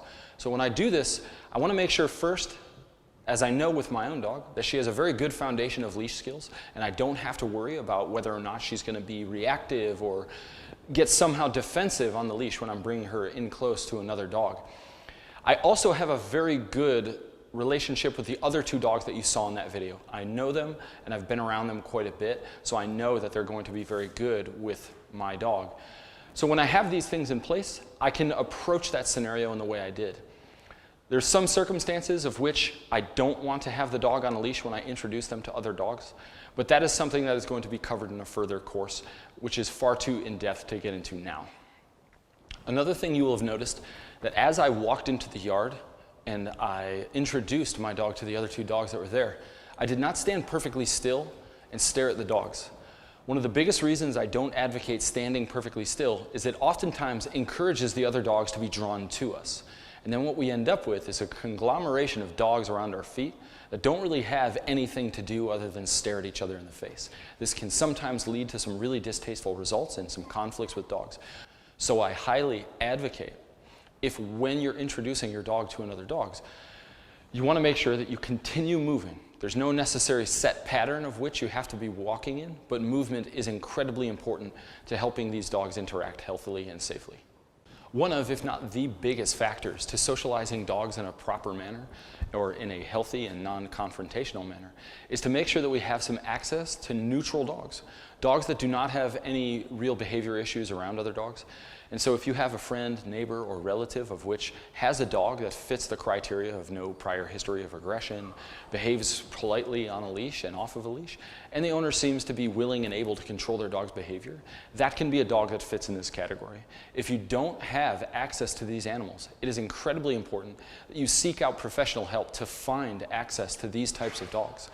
Otherwise, you run the risk of finding yourself introducing your dog to a dog that may not actually understand how to be socially acceptable in the context of which we're trying to advocate for. I'd just like to touch on the fact that socialization is an ongoing process or a continuing of education throughout your dog's life. Many people understand early socialization that has an incredible impact on your dog's ability to be fulfilled and balanced. But socialization is not the type of thing that should only be happening at a certain weak age of your dog as a puppy. It's the type of thing that we want to make sure we're continuing to expose our dogs to in different environments, different spaces, and different dogs, people, sounds, and textures are all very important, and I include all of these things in socialization. But it is very, very important to make sure that we're continuing to give our dogs access to socialization experiences with dogs throughout their lifetime.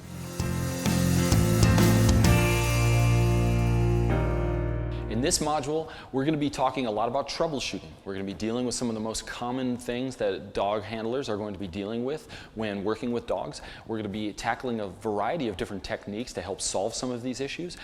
And in general, we're going to be dealing with a lot of different strategies that are going to help tackle any number of different things that people may encounter when living with their dogs. I would like to quickly discuss a concept called spatial pressure. Now, this concept is essentially based off body language and the amount of space between you and your dog.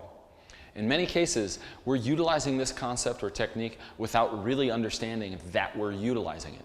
This is going to be a piece of the puzzle moving forward in almost everything we do, so I want to spend a little bit of time to talk about it right now. I'm going to give a quick demonstration with my own dog, Seif, and show you how moving into a dog's space can cause that dog to move out of our space. And we're going to be releasing that pressure by stepping away from her. When we get into talking about leash handling, you're going to notice that I add and release pressure very concisely to educate a dog about how their choices impact pressure in general. You're going to see the exact same process when I use this with Seif. I'm going to move into her space, and as she steps back, I'm going to get out of her space. This is a technique that can be very helpful to utilize around doorways, resources, or any number of different areas around your home or lifestyle with your dog. Because this is also going to be a big part of getting your dog around other dogs, I want to make sure that you guys can really understand this concept and see it in action. I'm going to be introducing Seif to a couple other dogs later on in the course, and you'll notice that I utilize this concept of spatial pressure to get the dogs out of the way when I bring her into the training yard, so that the dogs don't immediately rush Seif as she walks into the environment. This can be, again, another really healthy way to advocate for our dogs' physical space and safety without becoming too much of a nanny and protecting them or preventing them from learning how to deal with some of these scenarios on their own. When I'm utilizing spatial pressure with a dog, I often like to pair it with a verbal cue. This allows me to just use the verbal cue in the future if I'm doing this correctly, so that I don't have to consistently move into the dog's space. I find this extraordinarily helpful when living in a multiple dog household, but also if I'm carrying things and I'm trying to walk in the door, this can really help me create a decent amount of space around myself as I start to move through a threshold or move towards anything that I need to be moving towards. I also want to make sure that you understand that this is not the type of thing that you need to heavily practice on a very consistent basis. It's the type of thing that you're already utilizing without knowing you're doing it. So I don't want you to get into a scenario of which we are always moving into our dog's space and asking them to get out of our space. That can turn into a very similar concept to bullying, where we're constantly asking for a little bit more after we've already gotten what we want. So what you're going to hear me do here is give Sif the command move, and then move into her space. As she steps out of my space, I'm going to back up from her, allowing her to understand that's all I needed her to do.